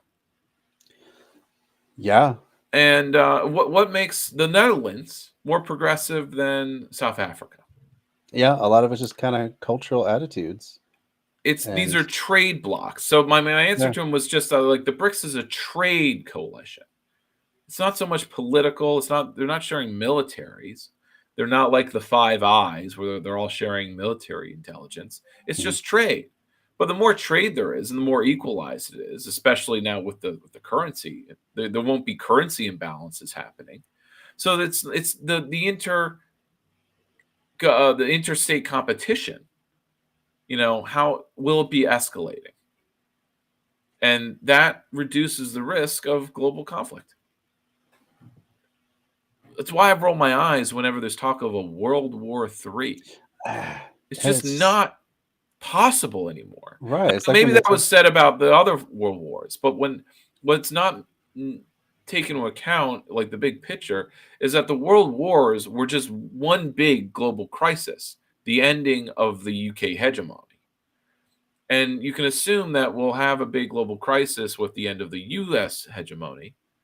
Yeah. But what's different now is that we're not just the military and economic power anymore. We're still the military power, but we're not the economic power anymore. Mm-hmm. Britain kind of lost both at the same time. And that's why they need the US to save Europe. But what is like who, and I guess there's a similar, the comics and the rhetoric about Russia. Europe, again, needs to be saved from Russia, which apparently is not European. But it's like, but they're not European in that they're authoritarian, while the rest of Europe are liberal democracies. Yeah. But again, it's just like these distinctions of like China being a totally different kind of state than Brazil. That's not important anymore. Or it wasn't. It was never important. It was a false distinction between liberal democracies of the West, because like, yeah, like no one was ever oppressed. Just ask any black person. Yeah. And that's the whole point of having an anti-imperialist position, is that the West ain't so liberal and tolerant. No, not if you're black, not if you're poor. You get the stick. Third world, yeah, and definitely not if you're a third world. So the third world will not have its revenge. Its best revenge will be doing well and keeping and saying like, look, you either join us in a more global security consortium, not you being world police. Now, Trumpism is us sort of extracting protection costs from the world for the use of our military being world police. Because that's the only thing that keeps the dollar afloat. Like, our military can only be the strongest if the dollar is doing well. And our empire, right? Mm-hmm. And the army, our military's purpose is to keep the dollar strong. That's why we invaded Iraq. It's why we bomb Libya. It's why we bomb anybody or whatever. And it's why we gave weapons to Ukraine, which was actually a really good deal. It's very cheap to basically keep the Russian army at a standstill, in a stalemate, for the amount of money that we've paid. It's a fraction of what we paid to subdue Iraq, right? And to basically replace the Taliban with the Taliban in Afghanistan. Well, and how much money we threw into Afghanistan, which was $1 trillion. Yeah. So Ukraine's a freaking bargain, right? In that respect. So just leave it with that. I'm optimistic. Like my friends are having a conversation. I'm just seeing the notifications via Signal because I have the Signal app on my computer now. Sure. But they're dark times. They're sort of despondent right now, or they're just hashing it out. And to me, it's just like the Bush years were dark times, and it only felt darker because I was a teenager and I was kind of felt helpless. And it was dark times. Yeah, I think that's fair. I guess it's also my privilege talking. I'm not getting my food stamps cut because I'm not on food stamps anymore. I'm going to be a property owner this year. I guess I'm reaching bourgeois status, even though that's not really as a downwardly mobile professional, which never really started a career in the first place. But I guess I definitely have more of a career than your usual blue-collar worker. I just feel like a blue-collar worker in that I'm still a wage slave at the end of the day. But I'm approaching median income for my city. Yeah, it's not bad. Which is still, it's just $40,000. Oh.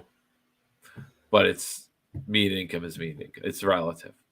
Yeah. The same way that like the map of living costs, if you go to Mississippi, your dollars go a lot farther. True enough. but there's also nothing there, and it's hyper like the wealth inequality is even worse there. Yeah, because it's like one family that can Owns trace the everything. roots back to the plantation days, and they got their reparations after having their land Yeah. taken. And then there's enough people in New York who are economic refugees from the South Hmm. in various ways in the Sun Belt. Sun Belt isn't what it's cracked up to be, which so what I always thought as the Sun Belt was growing and the Rust Belt has declined. I'm like, yeah, but we have the water now, so Yeah, I mean that's Uh, catching up to them as we speak. Like, yeah. I mean, even North and South Carolina are on fire now after going through all those hurricanes earlier. That's part of it, right? I wasn't Yeah. thinking about the hurricane as contributing to forest fires, but I don't know that they're necessarily contributing, but it knocked down certainly enough there's- trees, maybe, and the trees are dead, so That that could it be. becomes That could kindling. be. Things that are not alive burned. I'm just saying they're obviously they're easier. going through a lot. It's not easy to They are. live on But the I East went to Coast. a repair economy conference of sorts, and there was quite a lot there about the response and setting up not just tool libraries, but repair cafes to essentially That's cool. make sure people were supplied with chainsaws and the other essential tools needed Yeah. to get through and keep yourself out of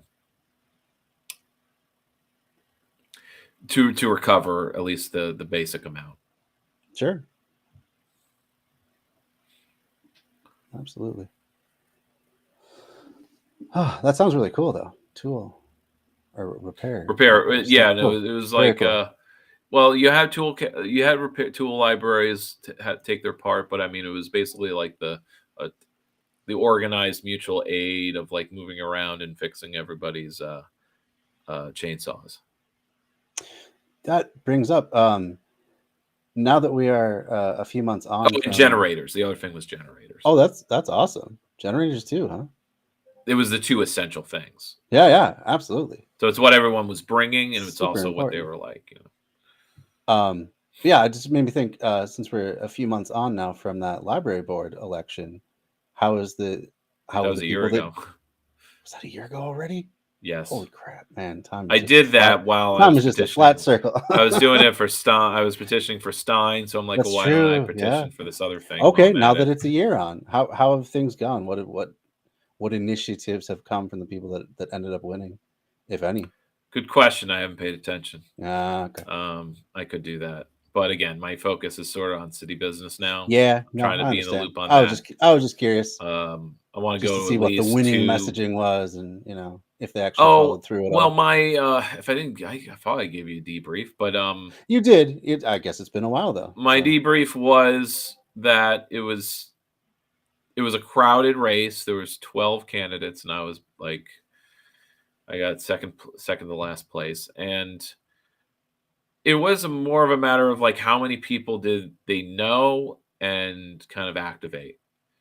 I think there you That's all it had was, 5 yeah. people who were actually campaigning of I wasn't campaigning. That was the thing. I was just trying to like what is my natural base of people? Like if I just tell people in Albany to vote, who shows up? And Yeah. it was like 200 or so. Which is awesome. And yeah, more or less. And for a school board thing, that's like these are the lowest turnout elections. Sure. And the people who won seemed to be like those who already had hats for things. It wasn't just that, but you had some people running that it's like, why do they want to be on the library board? It's like they're just padding their resume. Yeah. And by padding, I mean like they already have a steep resume. They're already active in a bunch of things. They just need that one more feather in their cap. So they have networks to reach out to, and then you multiply 200 a few times. And because I think the winners had like 1,000 votes or something like that each. Because I think there were 3 seats open. I can check in because like the library board like doesn't do a lot of initiatives themselves. They're just the kind of purse strings. It's the director's sort of the one managing everything. So when Mm. I asked her about like doing a library of things, she's like, "Oh Mhm. yes, in the last library I was at, we did organize that, but it took quite a lot of hands and a partner or two." Sure. And so it was just like it's just something we don't have time for right now. Hmm. But she would be supportive of it. She knows it's good Yeah. and it could be done. So she wasn't like negative about it, just like we don't have the budget for the 3 people needed to organize it or something or whatever it would take. Or we need some volunteer organizers or maybe. Sure. I would have to sit down with her and ask what would it take, what kind of work would I need to do, but that's something I would do as a library board member, or I go to the library board, and I think I did that after losing. I did go to the next meeting and simply share the library of things, and that was the interaction with her that I had coming out of that. And that's sort of the last I kind of thought of it. Because then my mind literally just goes to Stein for president and all that happening, and actually starting the local chapter. It's just like, look, this is about me and getting me. Like I want to have clout, but it's sort of a circular argument, circular set of steps. Yeah. Of like, build clout for yourself so you become a leader so that people gravitate towards you so you can party build. Yeah. But it's like or campaigns can be done like Mhm. campaigns as a source of party building. Got to get the momentum going somehow. Yeah. And obviously people have different ideas on how to do that, but Green Party is for campaigning for political office. Yeah. DSA can do the tenant organizing. Mutual aid people can do, Food Not Bombs can do the mutual aid. But there's also like all these avenues of formalizing mutual aid through the city or with a city initiative. And my goal wouldn't be to put Food Not Bombs out of business. But again, the point is to make it redundant or necessary. And, because Trinity Alliance, which is like the place in Albany for like the Great Society and fighting poverty, like they do monthly food giveaways where like hundreds and hundreds of people, because they have whole pallets and stuff, but they don't do them that often. So when they do them, like the line is around the block. And I went to one, and they were really important during COVID. And they're going to be important going forward. It's just a matter of like, where's the food coming from? Why doesn't Albany County have a actual food industry? It's because of suburbia, basically. We had farms. They're all turned into suburbs because suburbs brought in more tax revenue. Simple as that. But we had farms of all types. Mm-hmm. And they were, the industrialization just killed them in a bunch of little ways. Or just farmers retired or whatever. But again, it was just, what is this land better? Like, what makes more money? But then the profit motive. we're building over our best land, the land that grows food, right? Which you can't just replicate by any means, really. It has to be shipped in from elsewhere. Yeah, increased costs. We have egg farms, we have dairy farms in New York, but like, obviously there's but anyway, lots to do. Albany itself has some money coming in from the state, but it's the state that's going to decide where it goes. It's always got to be top down, and that's the big critique and why it's like, I don't give a shit. I really don't. If people are going to ask me, I'm going to sound real like black-pilled about it. It's like, it's not being spent here. That's all I care about. You can make downtown a destination, but people are going to stay there, and I guess it increases city tax revenue sometime down the line, but maybe it won't because nothing will be built unless it's tax abatement. There's all tax abatements. And the thing is, like, you can have like a time limit on it, like, oh, this tax abatement is for 10 years, but then in those 10 years, the owner will have paid off their bills, and it's like, okay, time to sell my property. Exactly. They sell it, and then the new owner says like, oh, I should get this tax. I can't do anything unless I get the tax break. Yeah. And then it just goes on and on and on. Yep. Or they use that as leverage to say, well, I'd hate to see all these jobs go elsewhere, but Yeah. we're getting that real sweetheart deal, so we better keep Exactly. that going, right? Because Yeah. I have my loans from purchasing it from the last owner. It's a cycle of money. It's a cycle of capital. And progressives go along with it. They're like, oh, well, we need to get crumbs. We need to get some of that. Otherwise, we get nothing. Uh-huh. The only thing worse than being exploited is not being exploited. The only thing Yeah. worse than not getting the crumbs off the table of the developers and the real estate industry is not getting any crumbs, Not getting anything. not getting any investment. But the Yeah. only thing worse than being invested in, and getting gentrified, is to never be gentrified, which is essentially the state my ward's in.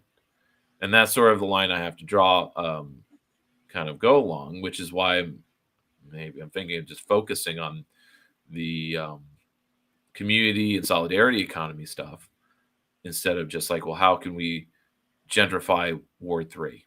It's just like, look, we're the ward that actually is not going to be gentrified, because when other wards are gentrified, they push the poor out and they have to go somewhere, or the social ills, they have to go somewhere and they go here. So we're the most blighted ward, and we're going to stay the most blighted, because we're that attractor. We're where the homeless person in the car can park their car, and not get busted on, because there's no one around here who cares enough, or is not allowed to care enough. Because if they did, they get just crushed with just the apathy of the city and the police department and all that stuff. Because we have open air drug dealing and stuff like that, and and it kills people like my brother and others, and no one likes it. And it's just like, you can heavily police to force it off the streets, and that also keeps some of the violence at bay, because it's like you're not shooting each other. Then the shooting happens inside the home. Right. It's tough to parse, and obviously you can't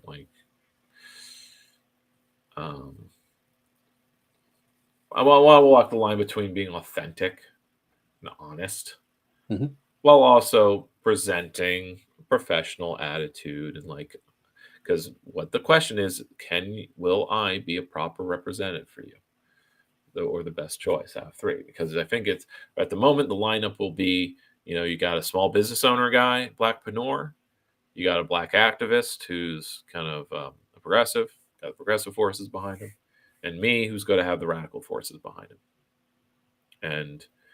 And all three will basically have like a working class message of sorts. But the people who vote are actually more middle class leaning. People with median incomes, like myself.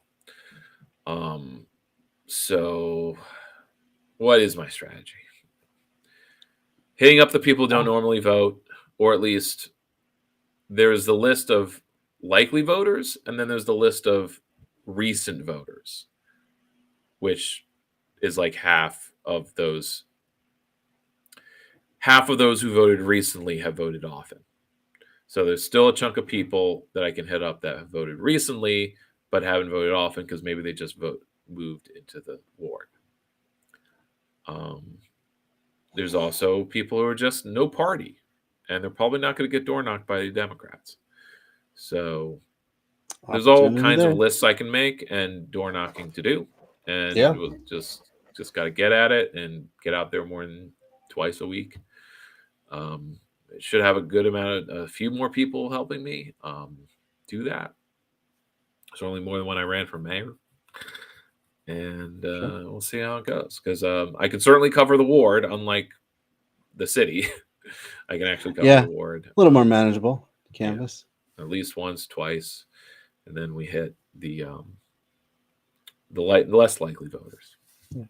So but it's about finding the people like this. I know the method of like you door knock, and if people are like a 4 or a 5 out of 5, those are the people you door knock again. Those are the people you follow up with. Remind. And it's like, those are the supporters. Those are the people who will actually come out and vote. everyone else is sort of like a distant priority, Sure. or based on your capability. And our capabilities are very low. Hopefully, this campaign, well, not just hope, but my goal is to increase that capacity so that the next campaign can actually build off of this, and not just media saturation or doing a debate, but just actually like have skills that can be passed, and so that 5 people who are experienced can be 10 each year, um, and do these campaigns more consistently, more often, so it isn't just once every 2 years or 3 years. Like the last decade was sparse. Our activities were sparse, and that was when we had the line.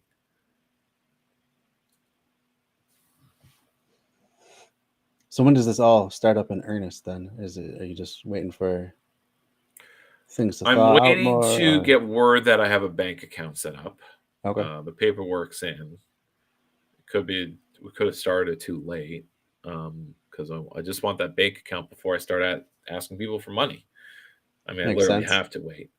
But set up a Venmo for that. I'm still not certain I'm going to have a site. I don't really care. My manager, I think I've convinced him that the site isn't essential. It's like better to have no site than a site that sucks. Uh, And I don't care about having a site that sucks. And when I put in a lot of freaking effort into having a site when I ran for mayor, nobody went to it. but that's the thing. Who goes to other And parts of the internet now than social media? and especially on local, it's a Right. local campaign site. It's just Just make a Facebook page or something. that's what I've done. So, Yeah. and I basically converted my 3 Lefts page to the campaign page. There you go. But my new goal is to actually just log in as my campaign page all the time, so that Mhm. whenever I'm interacting with local news posts or anything like that, I'm doing so as my campaign, not myself.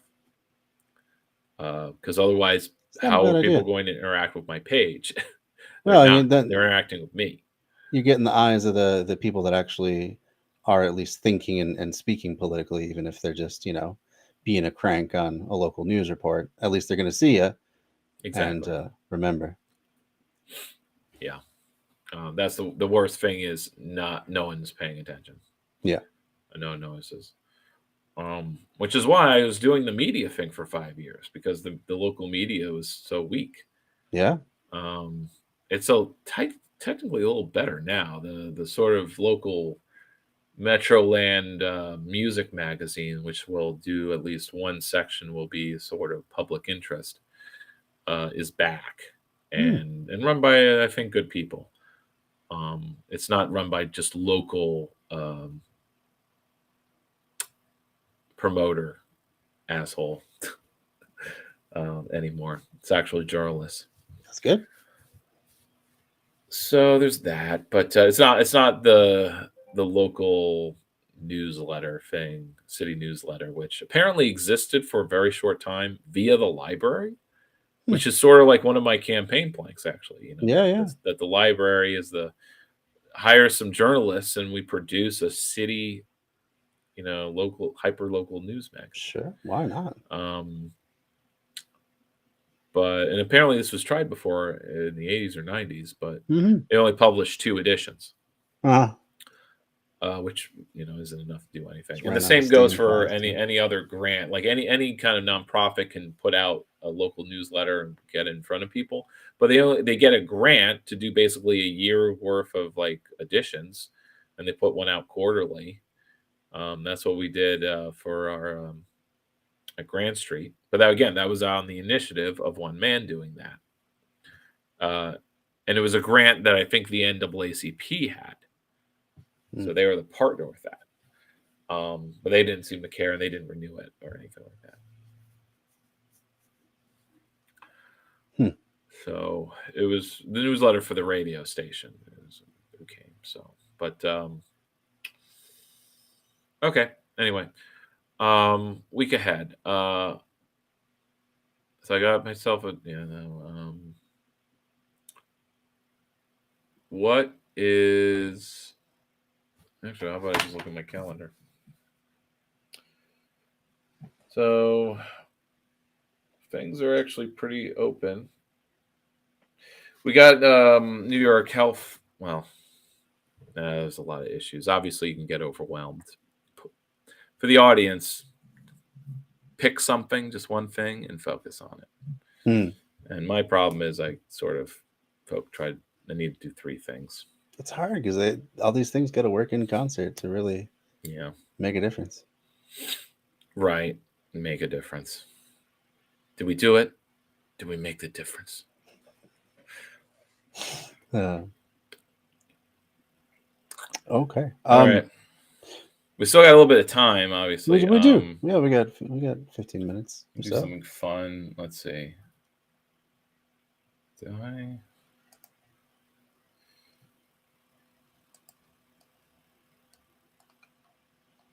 Let's see some smaller ones. Oh, how about the sublation? The one right above it. Can the left avoid becoming a Bond villain? All right. This is from not Sublation, but it's when Douglas Lane was still making videos, deep philosophy videos. Aha. For Zero Books. Okay. But he reposted all of his content on Sublation, his new channel or project, whatever. All right, let's take a look. Hello, Zero Books readers. It's me again, Douglas Lane. In this video, I'll be critiquing the ideas of Slavoj Žižek and quoting excerpts from Elliot Rosenstock's Žižek in the Clinic and my own book, Bash Bash Revolution, as I try to figure out how the James Bond villains Karl Stromberg and Hugo Drax could have won. How much do you want? How much? I'm not interested in extortion. I intend to change the face of history. By destroying the world? By creating a world. A new and beautiful world beneath the sea. Before I begin, let me give you the context behind this video. An old friend of mine recently broke his leg and ended up sleeping on our couch. He needed a place to stay until he was mobile enough to be able to climb the stairs to his attic apartment. He's sort of taken up permanent residence in front of our TV, and a few weeks back, I thought we might pick out a movie to watch on Netflix. As a joke, and a bit statistically, I suggested we watch Roger Moore in For Your Eyes Only. My friend called my bluff and doubled down. Since then, I've watched every Roger Moore James Bond film. I've seen the one with the guy from the 7-Up commercials, the one with Tattoo, the one where James Bond dresses like a clown, the one where Christopher Walken does his best impression of a piece of plywood, and 2 versions of the same film where the bad guys try to destroy and then recreate humanity. In The Spy Who Loved Me, Bond teams up with the lovely Soviet agent Triple X, and they both work to stop a megalomaniacal villain named Karl Stromberg. In Moonraker, Bond hooks up with the CIA agent Dr. Holly Goodhead, and they both work to stop a megalomaniacal villain named Hugo Drax. Stromberg is your typical accelerationist. I've watched the latter, by the way. To the corrupt. Yeah, what is your take on that? On Moonraker, it's not one I've seen. Well, 70s Bond is a very I didn't care for the pacing of it, I think. And again, well, maybe this is something all Bond movies do, is the whole like the jumping between scenes and places around the world. Yeah.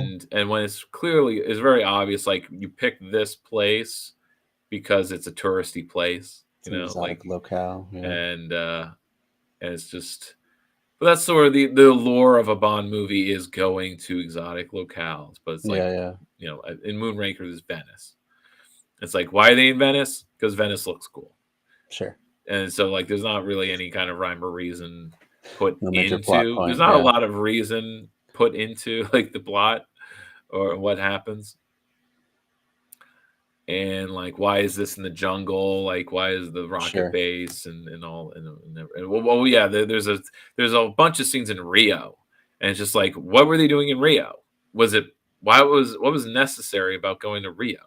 There's not really much of a connection, except the hench guy was in Rio or something. You know, Just happened to be in Rio. this is the movie with Jaws, by the way.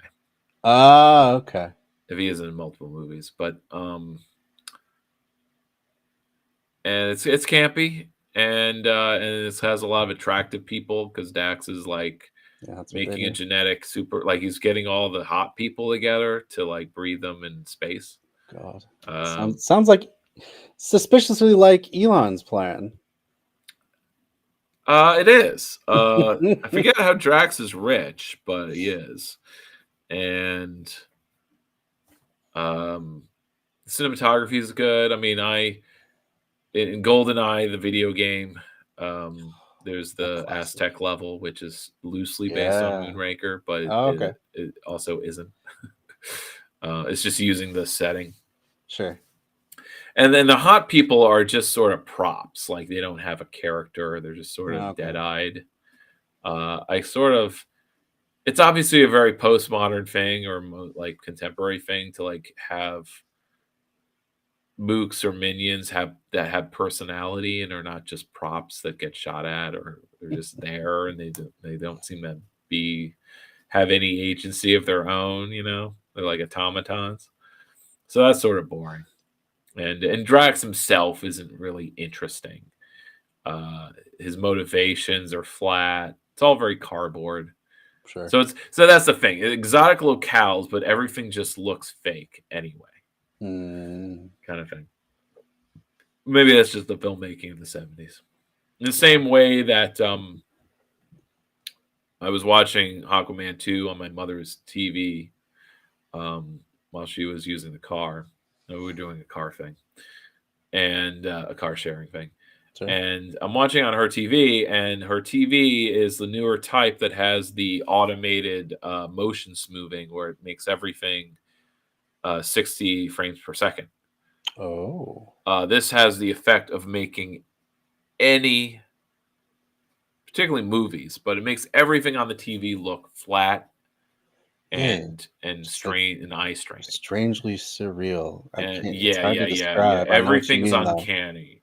Yeah. Why? Because our eyes see things at 30 frames per second. Yeah. So when something is moving at 60 frames, this is faster than our own perceptions of reality. Sure. It's more reality than reality. And it only matters when like you're doing high intensity gaming. Sure. But for movies, it has the opposite effect Yeah. of making everything look slower and flatter. And so watching like a high budget movie like Aquaman 2 with the motion smoothing, it's just like everything looks like a soap opera set. Or like it's a 3D movie, right? So like there are things in the foreground that are going to look flat, like it just looks flat. Yeah.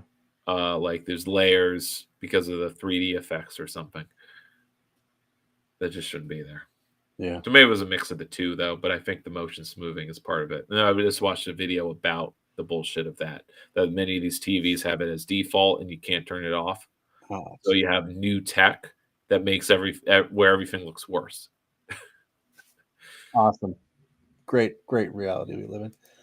All right, sorry, that was a long sidetrack. We don't have much time left. Decadent, materialist world as we know it, and replace it with a new and beautiful underwater city Jar Jar that Binks. he calls Atlantis. Stromberg is convinced that it is only by speeding up the destruction that is already happening in society that we can arrive at his underwater utopia. Accelerationist. Hugo Drax, on the other hand, is more of an eco-fascist than an accelerationist. His plan is to drop enough canisters of deadly nerve gas on the Earth to wipe out all of humanity, but leave all the other life intact, and then create a new, multicultural, but genetically perfect humanity on his space station. For Drax, the problem isn't a destructive and decadent civilization or system, but the genetic inferiority of most of humanity.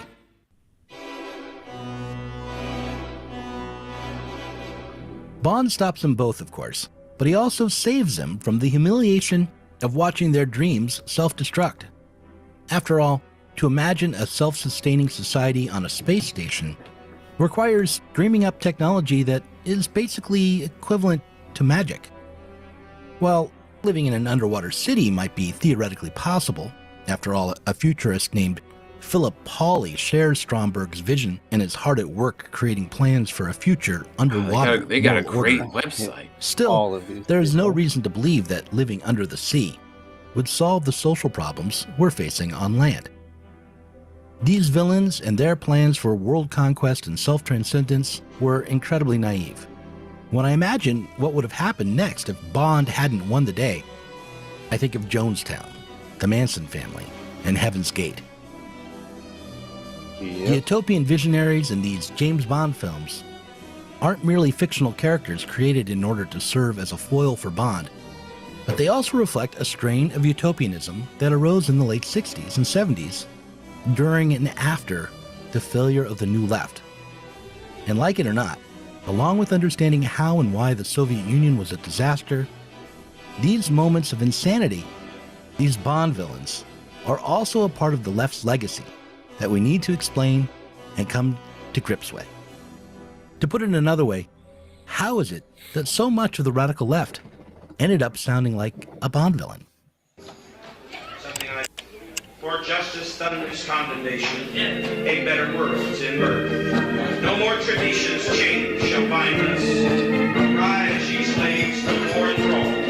The earth shall rise on new foundations. We have been naught, we shall be all. Perfect commodity. Why?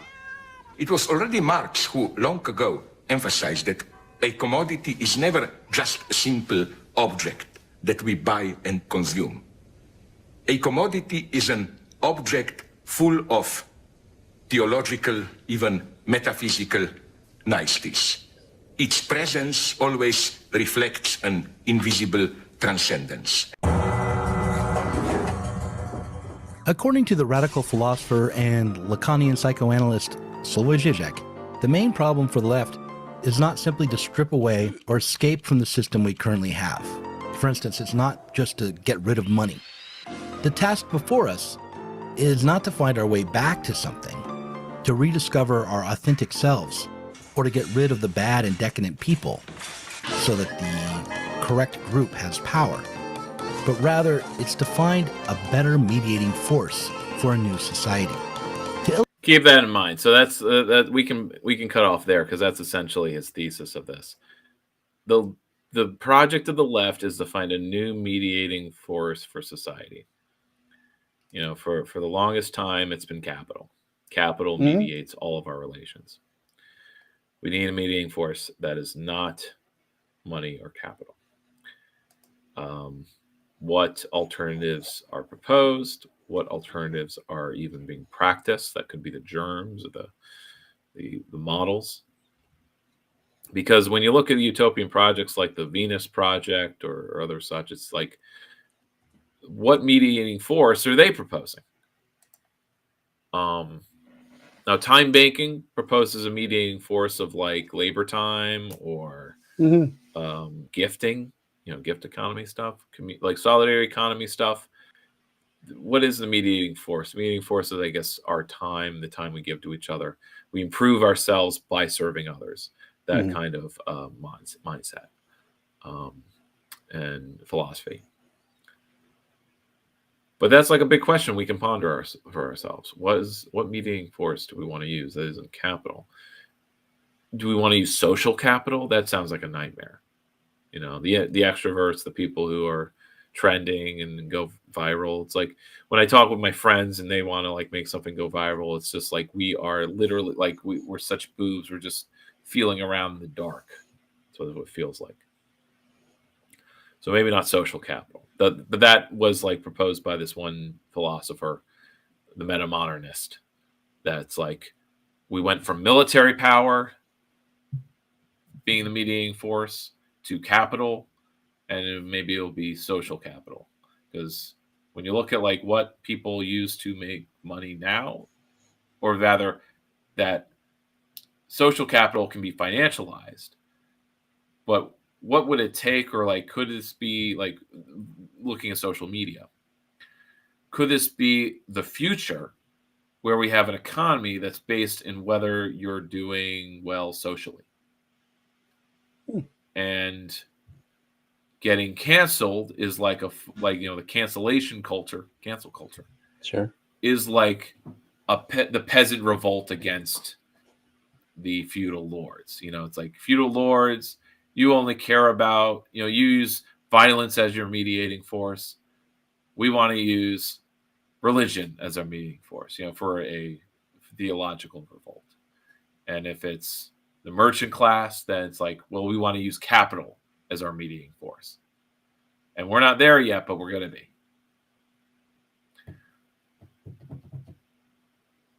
That is a very 2020 was like a revolt, by revolt meaning a thing that fails, of like social power trying to assert itself as a mediating force. Capital crushed it, the state crushed it, or just ignored it. It's like it just wrote it out, or it subverts it and cooperates it, as feudal lords would do with peasant revolts. You could buy a few of them off and crush the rest with your military power. But eventually, the military power became something that was controlled by capital, with mercenary armies and then professional armies. You pay your armies now. You don't just give them some land and some titles and some privileges, and that's enough. Yeah. Now you need to pay them. How do you pay them? With money. Where the money come from? You get cycles of exploitation. What mediating force could replace capital in that way? Is it going to be social power? And maybe communitarian sort of ethics and economics is based in social power. How many friends you have, because that's politics. I think when we think of democratic politics, at least in not an ideal form, but in the way it works now, when it isn't based in who's getting bought and who's getting funded by capitalists, people power politics is a matter. That's when it is a popularity contest. Yeah. That's when it is like organizing is just having more friends. And something occurred where, like, I asked someone who came to a Green Party meeting, who I didn't know too well, and I invited her to chat. I phrased it poorly. I said, like, oh, I think it would serve us, the chapter, well if we had a one-on-one. She thought I was soliciting her for a date. And I'm like, oh, no. I just want to socialize, because in my experience, when I'm doing activism with people and I don't know them well enough, it ends badly, because it turned out I didn't really know them. And the people who don't want to know me well and don't want to be known well by me, they don't want to socialize with me in any real way. That's a red flag. It's like, you don't want me to see the real you. Not that meeting for coffee means like you can still conceal your true face to me, I guess. But for sure, it gives you more chance to suss them out. It's harder to do that if you're talking more to me. That's right. Yeah, talking more to you, so you don't get a false or a limited impression of me at meetings. We can have a one-on-one is a totally different dynamic than in a group. And if everyone in a group has one-on-ones and they're all friends with each other independently almost, or at least camaraderie, then I think that will be better for the whole group. That way, when there's a disagreement, everyone knows each other a little bit more. They know their foibles, or they know what a little bit more about their background. Why you can apply the context. Yeah. Why are they saying this? So that kind of cuts through distrust. Sure. Like because you don't know people's true motives. Like, well, I heard their background and their stories and what they're about. So like, I kind of know their motivations. Why are they like this? That way. So she understood once I kind of explained it that way, where it's like, oh no, I just want. Yeah. Let me go for it. Yeah, that makes sense. And I just did it with somebody else, but he doesn't really just have the time. But like, sorry, that's Damn it. A friend of mine was just texting me about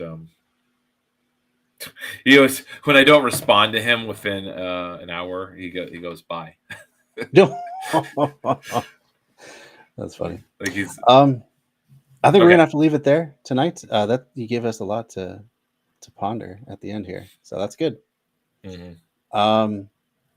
So yeah, are you cool with keeping with the 2-week schedule every other week? Yeah, that should work. There aren't really any important meetings or events on Tuesdays, it seems.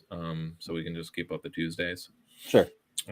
Some things are on Monday, some things are on Wednesday or Thursday. I think there's something on Friday. What did I put? No, nothing this Friday. Oh wait, no, there is. I'm going to tour the city's oldest house that's being renovated. Oh, awesome. Care to guess how old it is? I'm gonna guess 1873. Much older. Much older than that. Yeah. Okay. It's like a 1780s house. Oh wow. Yeah, we don't have stuff like that here. It's one of those questions of the historic foundation of like, do they put their $1 million into the one house, or do they put it into saving 5 slightly less old houses? Yeah. 1850s houses. Sure. Well, cool. That sounds really interesting. Yeah, they're about done, or they're nearing it, so I'll do the tour now. Yeah, excited to Otherwise, see what you learned from that. Yeah. Until All right, then, cool. appreciate you coming on. It was a fun time as usual, and yeah, have a good one. See ya in TikTok. See ya in the TikToks. All right. Thank you all for joining. Everyone who stopped by. Next stream, I guess we're sticking with the Monday Tuesday schedule now.